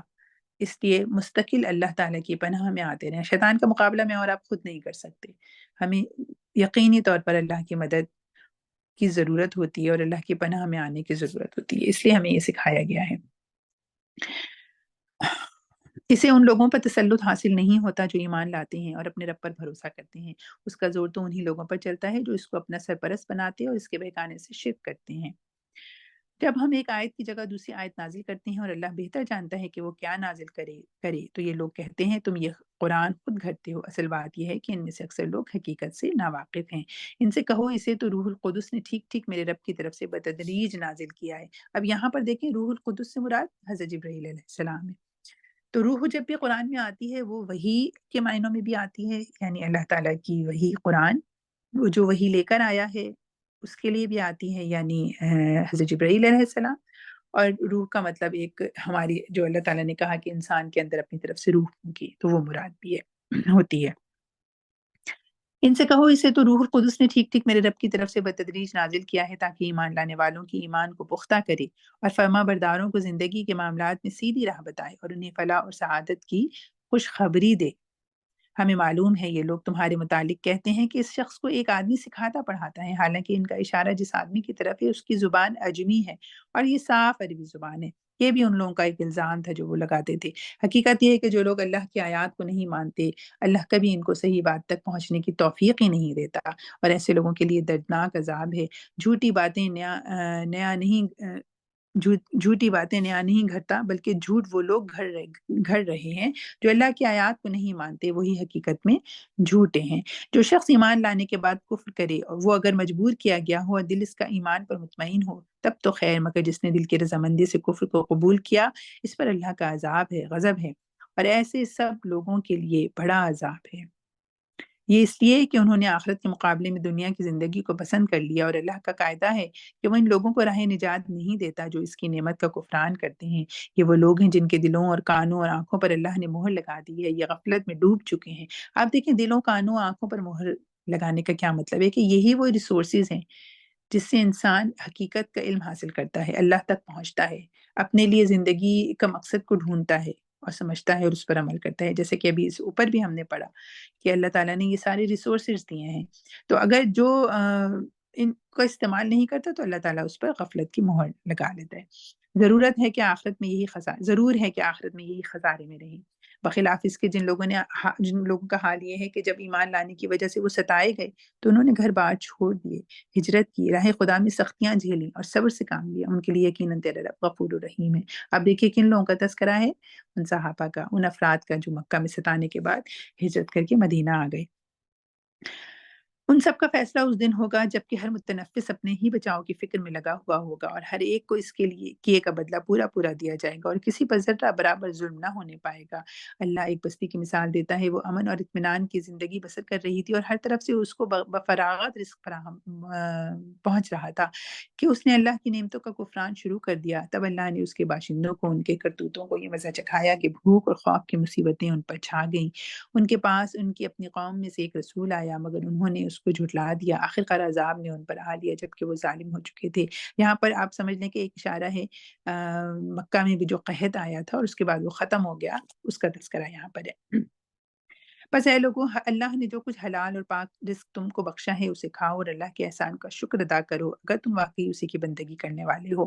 اللہ نے جو کچھ تم پر حرام کیا ہے وہ ہے مردار اور خون اور سور کا گوشت اور وہ جانور جس پر اللہ کے سوا کسی اور کا نام لیا گیا ہو، البتہ بھوک سے مجبور ہو کر اگر کوئی ان چیزوں کو کھا لے بغیر اس کے کہ وہ قانون الہی کی خلاف ورزی کا خواہش مند ہو یا حد ضرورت سے تجاوز کا مرتکب ہو، تو یقیناً اللہ معاف کرنے اور رحم فرمانے والا ہے۔ یہ چونکہ مکی صورت ہے تو یہ مکہ میں حرمت کی لسٹ ہے، لیکن ہمیں پتہ ہے کہ سورہ مائدہ جب ہم نے پڑھی تھی یا آپ نے پڑھی ہوگی تو اس میں وہ مدنی سورہ ہے اور آخری احکامات ہیں حرمت کے، اس میں تو زیادہ جو تفصیل سے بات ہے اور جو آخری بات ہے وہ سورہ مائدہ کی آیات ہیں، گو کہ ان میں مماثلت ہے، کوئی ایسی بات نہیں ہے، لیکن وہ آیات اس کے بعد آئی ہیں۔ یہ جو تمہاری زبانیں جھوٹے احکام لگایا کرتی ہیں کہ یہ چیز حلال ہے اور وہ حرام، تو اس طرح کے حکم لگا کر اللہ پر جھوٹ نہ باندھا کرو۔ جو لوگ اللہ پر جھوٹے افطرا باندھتے ہیں وہ ہرگز فلاح نہیں پاتے۔ یہ بہت اہم بات ہے، ہم لوگوں کے لیے اتنا آسان ہو گیا ہے ہر چیز پر اسٹیمپ لگا دینا کہ یہ حلال ہے، یہ حرام ہے اور یہ نہیں۔ تو اللہ تعالیٰ کہہ رہے حلال اور حرام جو ہے نا وہ صرف اللہ کا حکم ہے، تو ہمیں بھی احتیاط کرنی چاہیے کسی پر کسی چیز پر کو اس طرح سے ڈکلیئر کرنے کے لیے۔ دنیا کا عیش چند روزہ ہے، آخر کار ان کے لیے دردناک سزا ہے۔ وہ چیزیں ہم نے خاص طور پر یہودیوں کے لیے حرام کی تھیں، جن کا ذکر ہم اس سے پہلے تم سے کر چکے ہیں، اور یہ ان پر ہمارا ظلم نہ تھا بلکہ ان کا اپنا ہی ظلم تھا جو وہ اپنے اوپر کر رہے تھے۔ البتہ جن لوگوں نے جہالت کی بنا پر برا عمل کیا اور پھر توبہ کر کے اپنے عمل کی اصلاح کر لی تو یقیناً توبہ اور اصلاح کے بعد تیرا رب ان کے لیے غفور اور رحیم ہے۔ واقعہ یہ ہے کہ ابراہیم علیہ السلام اپنی ذات سے ایک پوری امت تھا، اللہ کا مطیع فرمان اور ایک یکسو، وہ کبھی مشرک نہ تھا۔ اب ابراہیم علیہ السلام کا تذکرہ کیوں؟ کہ جیسے کہ میں نے شروع میں بھی بتایا کہ مکہ کے جو مشرکین تھے وہ اپنی نسبت ابراہیم علیہ السلام سے سمجھتے تھے، جوڑتے تھے اس کو، تو ان کا جو شرک کرنے کی بنیاد اللہ تعالیٰ کے خلاف دلیل دے رہے ہیں کہ ابراہیم جو تھے وہ تو شرک نہیں کرتے تھے، وہ تو اللہ کے مطیع تھے، اللہ کی نعمتوں کا شکر ادا کرنے والا تھا۔ اللہ نے اس کو منتخب کر لیا اور سیدھا راستہ دکھایا، دنیا میں اس کو بھلائی دیا، آخرت میں وہ یقیناً صالحین میں سے ہوگا۔ پھر ہم نے تمہاری طرف یہ وحی بھیجی کہ یکسو ہو کر ابراہیم کے طریقے پر چلو، اور وہ مشرکوں میں سے نہ تھا۔ یعنی حضرت نبی کریم صلی اللہ علیہ وسلم بھی وہی بات کہہ رہے ہیں جو حضرت ابراہیم کہا کرتے تھے۔ رہا سبت تو وہ ہم نے ان لوگوں پر مسلط کیا تھا جنہوں نے اس کے احکامات میں اختلاف کیا، اور یقیناً تیرا رب قیامت کے روز ان سب باتوں کا فیصلہ کر دے گا جس میں وہ اختلاف کرتے رہے ہیں۔ ہمیں پتہ ہے کہ سبت کا کیا واقعہ ہے۔ اے نبی کریم صلی اللہ علیہ وسلم، اپنے رب کے راستے کی طرف دعوت دو، حکمت اور عمدہ نصیحت کے ساتھ، اور لوگوں سے مباحثہ کرو ایسے طریقے سے جو بہترین ہو۔ تمہارا رب ہی زیادہ بہتر جانتا ہے کون اس کی راہ سے بھٹکا ہوا ہے اور کون راہ راست پر ہے۔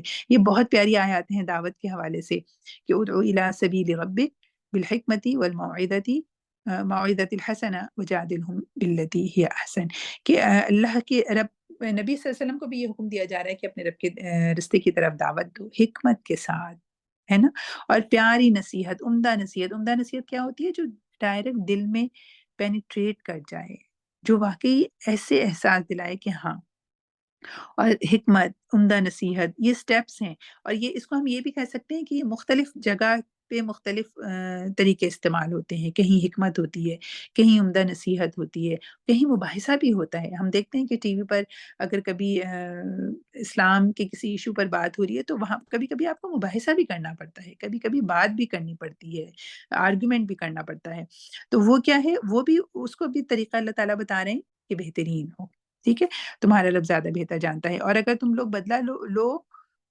تو بس اسی قدر لے لو جس قدر تم پر زیادتی کی گئی ہو، لہذا لیکن اگر تم صبر کرو تو یقیناً صبر کرنے والوں ہی کے حق میں بہتر ہے۔ اے محمد صلی اللہ علیہ وسلم، صبر کیے جاؤ، اور تمہارا یہ صبر اللہ ہی کی توفیق سے ہے۔ ان لوگوں کی حرکات پر رنج نہ کرو اور نہ ان کی چال بازیوں پر دل تنگ ہو۔ اللہ ان لوگوں کے ساتھ ہے جو تقوی سے کام لیتے ہیں اور احسان پر عمل کرتے ہیں۔ ان اللہ مع الذین اتقوا الذین هم محسنون۔ اللہ تعالیٰ ہم لوگوں کو ان لوگوں میں شامل کرے، اللہ تعالیٰ سے دعا کرتے ہیں۔ سورہ بنی اسرائیل کا یا سورہ اسراء کا آغاز کرتے ہیں۔ میرا ارادہ تو تھا کہ ہم اس سورہ کو مکمل کر لیں گے، لیکن اب ہمارے پاس صرف 10 منٹ ہیں، انشاءاللہ تعالیٰ آغاز تو کر لیتے ہیں، پھر دیکھتے ہیں۔ اچھا، سورہ بنی اسرائیل، اس کے دو نام ہیں، سورہ اسراء بھی اس کو کہا جاتا ہے اور سورہ بنی اسرائیل بھی کہا جاتا ہے۔ ہمارے مصحف میں عموماً بنی اسرائیل لکھا ہوتا ہے۔ یہ سورہ معراج کے موقع پر نازل ہوئی، اور معراج کا جو واقعہ ہے وہ مکہ ہی کا ہے۔ نبی کریم صلی اللہ علیہ وآلہ وسلم کی ہجرت مدینہ سے 1 سال پہلے کا واقعہ ہے، تو یہ اس وقت نازل ہوئی تھی، تو ہم سمجھ سکتے ہیں کہ مکہ کے حالات اس وقت کس طرح کے تھے۔ آغاز کرتے ہیں، بسم اللہ الرحمن الرحیم۔ سبحان الذی اسری بعبده لیلا من المسجد الحرام الى المسجد الاقصى الذي باركنا حوله لنوریہ من آیاتنا انہ هو السمیع العلیم سمیع البصیر۔ پاک ہے وہ جو لے گیا ایک رات اپنے بندے کو مسجد حرام سے دور کی اس مسجد تک جس کے ماحول کو اس نے برکت دی ہے تاکہ اسے اپنی کچھ نشانیوں کا مشاہدہ کرائے۔ حقیقت میں وہی ہے جو سب کچھ سننے اور دیکھنے والا ہے۔ معراج کے واقعے سے ہم لوگ واقف ہیں کہ نبی کریم صلی اللہ علیہ وسلم کو ایک معجزہ آپ کہہ لیجئے، ان کو ایک ہی رات میں جو ہے وہ دکھایا گیا۔ ان کو وہاں سے رات میں مسجد اقصیٰ جو کہ فلسطین کا علاقہ ہے، یہ سفر کرایا گیا، پہلے فلسطین میں لے جایا گیا، وہاں پر انبیاء، باقی انبیاء علیہم السلام تھے، ان کی نماز ہوئی، اس کے بعد ان کو آسمانوں کی سیر کرائی گئی، بہت سی احادیث میں اس کا تذکرہ ہے، ان کو جنت اور دوزخ اور مختلف معاملات دکھائے گئے، فیوچر میں لے کر جایا گیا نبی کریم صلی اللہ علیہ وسلم کو، انہوں نے اپنی آنکھوں سے ان ساری چیزوں کو دیکھا، عذاب ہوتے ہوئے بھی اور نعمتوں سے مستفید ہوتے ہوئے بھی۔ اسی موقع پر ہم سب جانتے ہیں کہ نمازوں کی فرضیت کا حکم بھی آیا تھا، تو اس واقعے کا تذکرہ اس سورہ میں ہے۔ اللہ تعالیٰ کہہ رہے ہیں کہ ہم نے اس کو اپنی نشانیوں کا مشاہدہ کرایا، اور جب اس واقعے کا تذکرہ نبی کریم صلی اللہ علیہ وسلم نے صبح کیا تو لوگوں نے اس کا مذاق بنایا اور لوگوں نے اس کو یقین نہیں کیا اور آپ سے سوالات پوچھے، اور اس طرح سے یہ ساری بات ہوئی تھی۔ اگلی آیت کو دیکھتے ہیں، ہم نے اس سے پہلے موسیٰ کو کتاب دی تھی اور اسے بنی اسرائیل کے لیے ذریعہ ہدایت بنایا تھا، اس تاکید کے ساتھ کہ میرے سوا کسی کو اپنا وکیل نہ بنانا۔ تم ان لوگوں کی اولاد ہو جنہیں ہم نے نوح علیہ السلام کے ساتھ کشتی پر سوار کیا تھا، اور نوح ایک شکر گزار بندہ تھا۔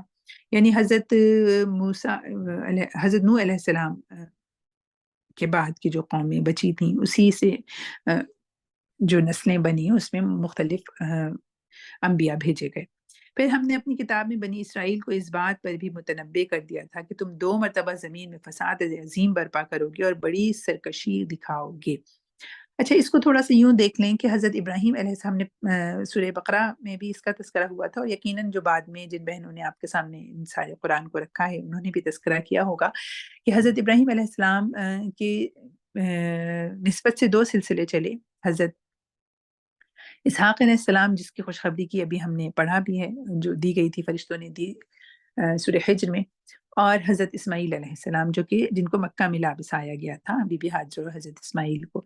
تو حضرت اسحاق علیہ السلام سے ایک نبیوں کا پورا سلسلہ چلا جو کہ پھر بنی اسرائیل کہلائے، اس لیے کہ حضرت اسحاق کے بیٹے حضرت یعقوب علیہ السلام تھے اور ان کا لقب تھا اسرائیل۔ تو بنی اسرائیل جو ہیں وہ بیسیکلی حضرت یعقوب کی اولاد کے لیے کہا جاتا ہے۔ تو یہ جو پوری اسرائیلی ہسٹری ہے، اس کی تاریخ ہے، اس میں ان کو 2 دفعہ عروج ملا اور 2 دفعہ زوال ہوا برے طریقے سے۔ اس کی تفصیل میں ظاہر ہے ابھی تو میں نہیں جاؤں گی، آپ لوگ اس کا مطالعہ کر سکتے ہیں، تفہیم القرآن میں بھی ہے اور بھی کتابیں بھی اس پر لکھی گئی ہیں۔ تو لیکن یہاں پر یہ بات کہ اللہ تعالیٰ بنی اسرائیل کو کہہ رہے ہیں کہ ہم نے ان کو، اور یہ کب نازل ہو رہا ہے؟ جب نبی کریم صلی اللہ علیہ وسلم کے دور میں اہل کتاب اور یہود جو ہیں وہ موجود ہیں، اور وہ بھی نبی کریم صلی اللہ علیہ وسلم کا انکار کر رہے ہیں، ان کو تسلیم اس وجہ سے نہیں کر رہے کہ یہ عرب میں سے آئے، یعنی حضرت اسماعیل کی نسل سے آئے، ہمارے اندر سے نہیں آئے، اور ان کا جو حسد ہے اس کا تذکرہ بھی ہم پڑھ چکے ہیں۔ تو بہرحال بنی اسرائیل کے حوالے سے یہ بات یہاں پر ہے کہ ان کو 2 مرتبہ زوال ہوا اور 2 مرتبہ ان کو عروج ہوا، اس کی تفصیل انشاءاللہ تعالیٰ پھر کسی وقت یہ آپ اپنے مطالعے کے لیے نوٹ کر سکتے ہیں۔ آخرکار جب ان میں سے پہلی سرکشی کا موقع پیش آیا تو اے بنی اسرائیل، ہم نے تمہارے مقابلے پر اپنے ایسے بندے اٹھائے جو نہایت زوراور تھے، اور وہ تمہارے ملک میں گھس کر ہر طرف پھیل گئے۔ یہ ایک وعدہ تھا جسے پورا ہو کر ہی رہنا تھا۔ ٹھیک ہے، ابھی اس کی تھوڑی سی تفصیل یہاں پر اللہ تعالیٰ بتا رہے ہیں۔ اس کے بعد ہم نے تمہیں ان پر غلبے کا موقع دیا اور تمہیں مال اور اولاد سے مدد دی اور تمہاری تعداد پہلے سے بڑھا دی۔ دیکھو تم نے بھلائی کی تو وہ تمہارے اپنے ہی لیے بھلائی تھی، اور برائی کی تو وہ تمہاری اپنی ذات کے لیے برائی ثابت ہوئی۔ پھر جب دوسرے وعدے کا وقت آیا تو ہم نے دوسرے دشمنوں کو تم پر مسلط کیا تاکہ وہ تمہارے چہرے بگاڑ دیں اور مسجد بیت المقدس میں اسی طرح گھس جائیں جس طرح پہلے دشمن گھسے تھے، اور جس چیز پر ان کا ہاتھ پڑے اسے تباہ کر کے رکھ دیں۔ ہو سکتا ہے کہ اب تمہارا رب تم پر رحم کرے، لیکن اگر تم نے پھر اپنی سابق روش کا اعادہ کیا تو ہم بھی اپنی سزا کا اعادہ کریں گے، تم پر اپنی سزا کا اعادہ کریں گے۔ اور کافر نعمت لوگوں کے لیے ہم نے جہنم کو قید خانہ بنا رکھا ہے۔ حقیقت یہ ہے کہ یہ قرآن وہ راہ دکھاتا ہے جو بالکل سیدھی ہے۔ جو لوگ اسے مان کر بھلے کام کرنے لگے انہیں یہ بشارت دیتا ہے کہ ان کے لیے بڑا اجر ہے، اور جو لوگ آخرت کو نہ مانے انہیں یہ خبر دیتا ہے کہ ان کے لیے ہم نے دردناک عذاب مہیا کر رکھا ہے۔ انسان شر اس طرح سے مانگتا ہے جس طرح خیر مانگنی چاہیے۔ انسان بڑا ہی جلد باز واقع ہوا ہے۔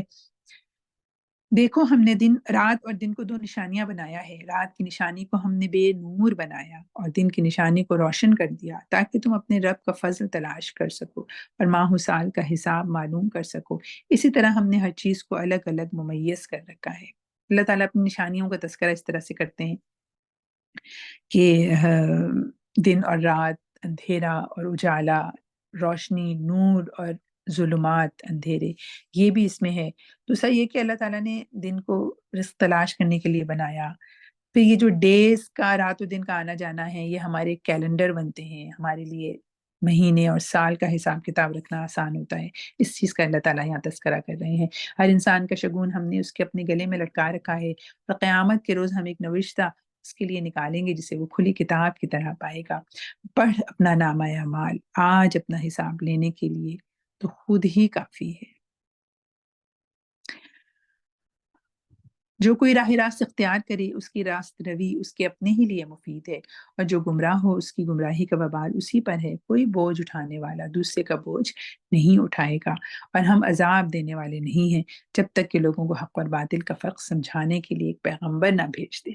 ٹھیک ہے، اب یہاں پہ یہ جو بات ہے کوئی بوجھ اٹھانے والا دوسرے کا بوجھ نہیں اٹھائے گا، اس کا مطلب کیا ہے کہ every one is responsible for himself اور herself، کہ ہر کوئی اپنی ذمہ داری قبول کرے، اپنے اعمال کی ذمہ داری اس کو کسی دوسرے پر نہ ڈالے کہ میں نے تو یہ کام اس لیے کیا کہ اس نے کہا تھا، یہ کام اس لیے کیا کہ وہ کر رہا تھا، یا یہی ہوتا تھا، یا ہم نے یہی کرتے دیکھا ہے۔ اس طرح کی کوئی چیز نہیں، ہر جو کوئی اپنا عمل کر رہا ہے اس کا ذمہ دار وہ خود ہے، وہ اپنا بوجھ خود اٹھائے گا، وہ خود، اس کو اللہ تعالیٰ نے یہ ذرائع دے دیے ہیں، آنکھیں، کان، دل، اس کے لیے ہدایت کا بندوبست کر دیا ہے، نبی بھیج دیے اور قرآن بھیج دیا، کتاب کو محفوظ کر دی، یہ سارے اللہ تعالیٰ نے اپنے ذمے کے کام کر دیے۔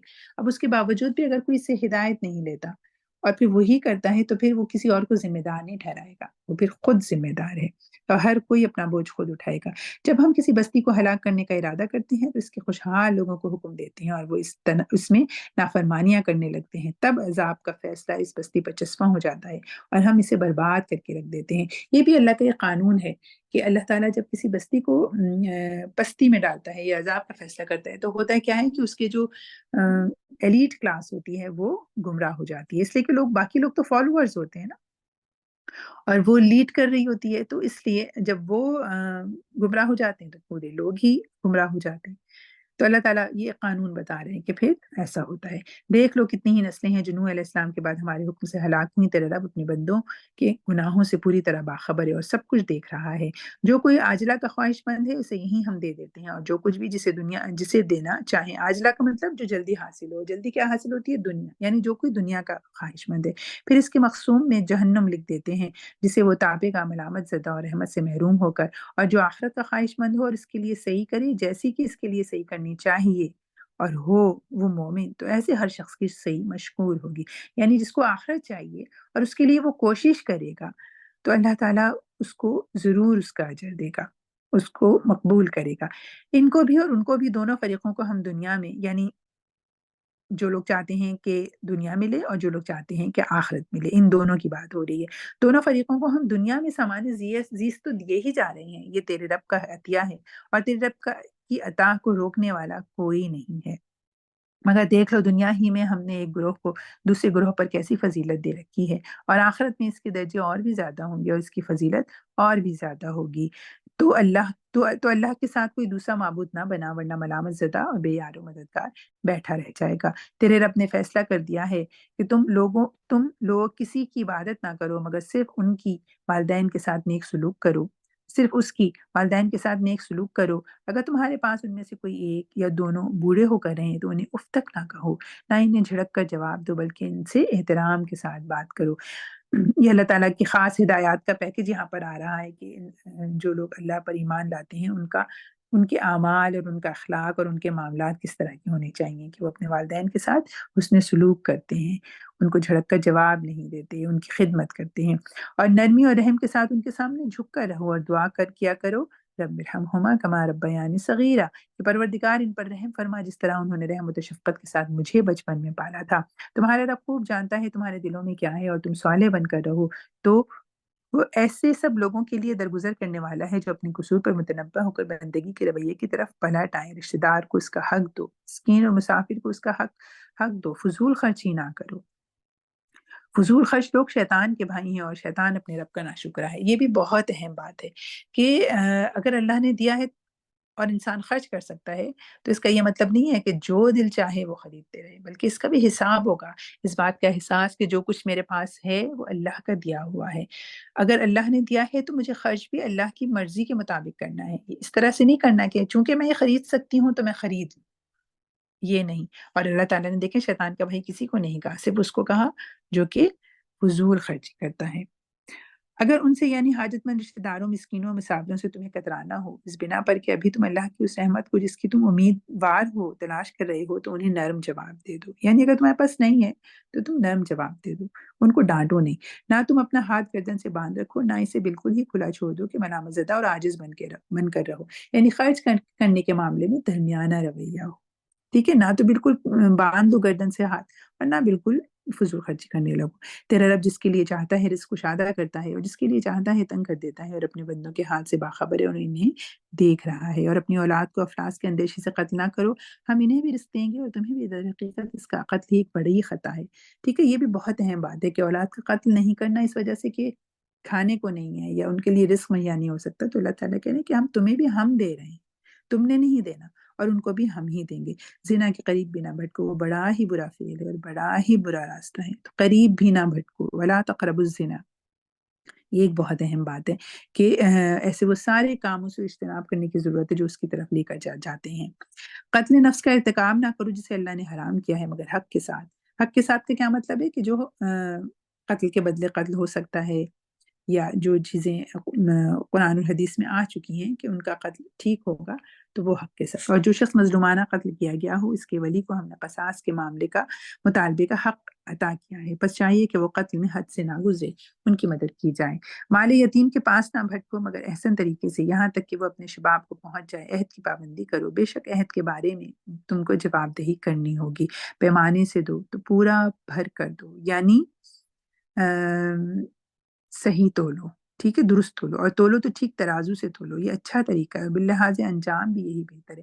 آپ دیکھیں وہ اصول اور وہ اخلاقیات سکھائی جا رہی ہے جو انسان کو اس زندگی میں رہنے کے لیے اور ایک دوسرے سے معاملات کرنے کے لیے ضروری ہے۔ پھر کسی ایسی چیز کے پیچھے نہ لگو جس کا تمہیں علم نہ ہو، یہ بہت اہم بات ہے۔ یقیناً آنکھ، کان اور دل سبھی کی باس پرس ہوگی، یہ بھی دیکھیں بار بار یہ چیز آ رہی ہے کہ یہ جو آنکھیں، یہ جو کان، یہ جو دل، یہ جو صلاحیتیں اللہ تعالیٰ نے تمہیں دی ہیں، اس سے کام لو، اس کا سوال ہوگا۔ یہاں پر یہ بات ہے کہ اس کا سوال ہوگا، اور اس سے پہلے ہم نے پڑھا کہ اس سے یہ تمہیں دیا ہے، تم نہیں جانتے تھے لیکن یہ ذرائع اللہ نے دیے ہیں، ان سے تم علم حاصل کرو۔ زمین میں اکڑ کر نہ چلو، تم نہ زمین کو پھاڑ سکتے ہو نہ پہاڑوں کی بلندی کو پہنچ سکتے ہو۔ ان امور میں سے ہر ایک کا برا پہلو تیرے رب کے نزدیک ناپسندیدہ ہے۔ یہ وہ حکمت کی باتیں ہیں جو تیرے رب نے تجھ پر وحی کی ہیں، اور دیکھ اللہ کے ساتھ کوئی دوسرا معبود نہ بنا بیٹھ، ورنہ تو جہنم میں ڈال دیا جائے گا ملامت زدہ اور ہر بھلائی سے محروم ہو کر۔ اچھا، یہ وہ حکمت کی باتیں ہیں جو تیرے رب نے تجھ پر وحی کی ہیں، اور دیکھ اللہ کے ساتھ کوئی دوسرا معبود نہ بنا بیٹھ ورنہ تو جہنم میں ڈال دیا جائے گا ملامت زدہ اور ہر بھلائی سے محروم ہو کر۔ کیسی عجیب بات ہے کہ تمہارے رب نے تو تمہیں تو بیٹوں سے نوازا اور خود اپنے لیے ملائکہ کو بیٹیاں بنا لیا۔ بڑی جھوٹی بات ہے جو تم لوگ زبانوں سے نکالتے ہو۔ اچھا، اس بات کو ضرور سمجھ لینا چاہیے کہ چونکہ وہ لوگ کہتے تھے کہ فرشتے اللہ کی بیٹیاں ہیں، اور اپنے لیے چونکہ وہ بیٹیوں کو پسند نہیں کرتے تھے، یعنی اس بات کو آپ ایسے سمجھیں کہ آپ کو ایک چیز بالکل بری لگے، ٹھیک ہے؟ اچھا، بعض اوقات یہ ہوتا ہے کہ مثال کے طور پر ایک جوڑا آپ نے خریدا، اور کسی کو تو بہت اچھا لگا وہ، لیکن کسی کو اچھا نہیں لگا۔ اب جس کو اچھا نہیں لگا وہ اس کو دوسرے کو اس لیے دے دے کہ اس کو اچھا نہیں لگا، ہے نا؟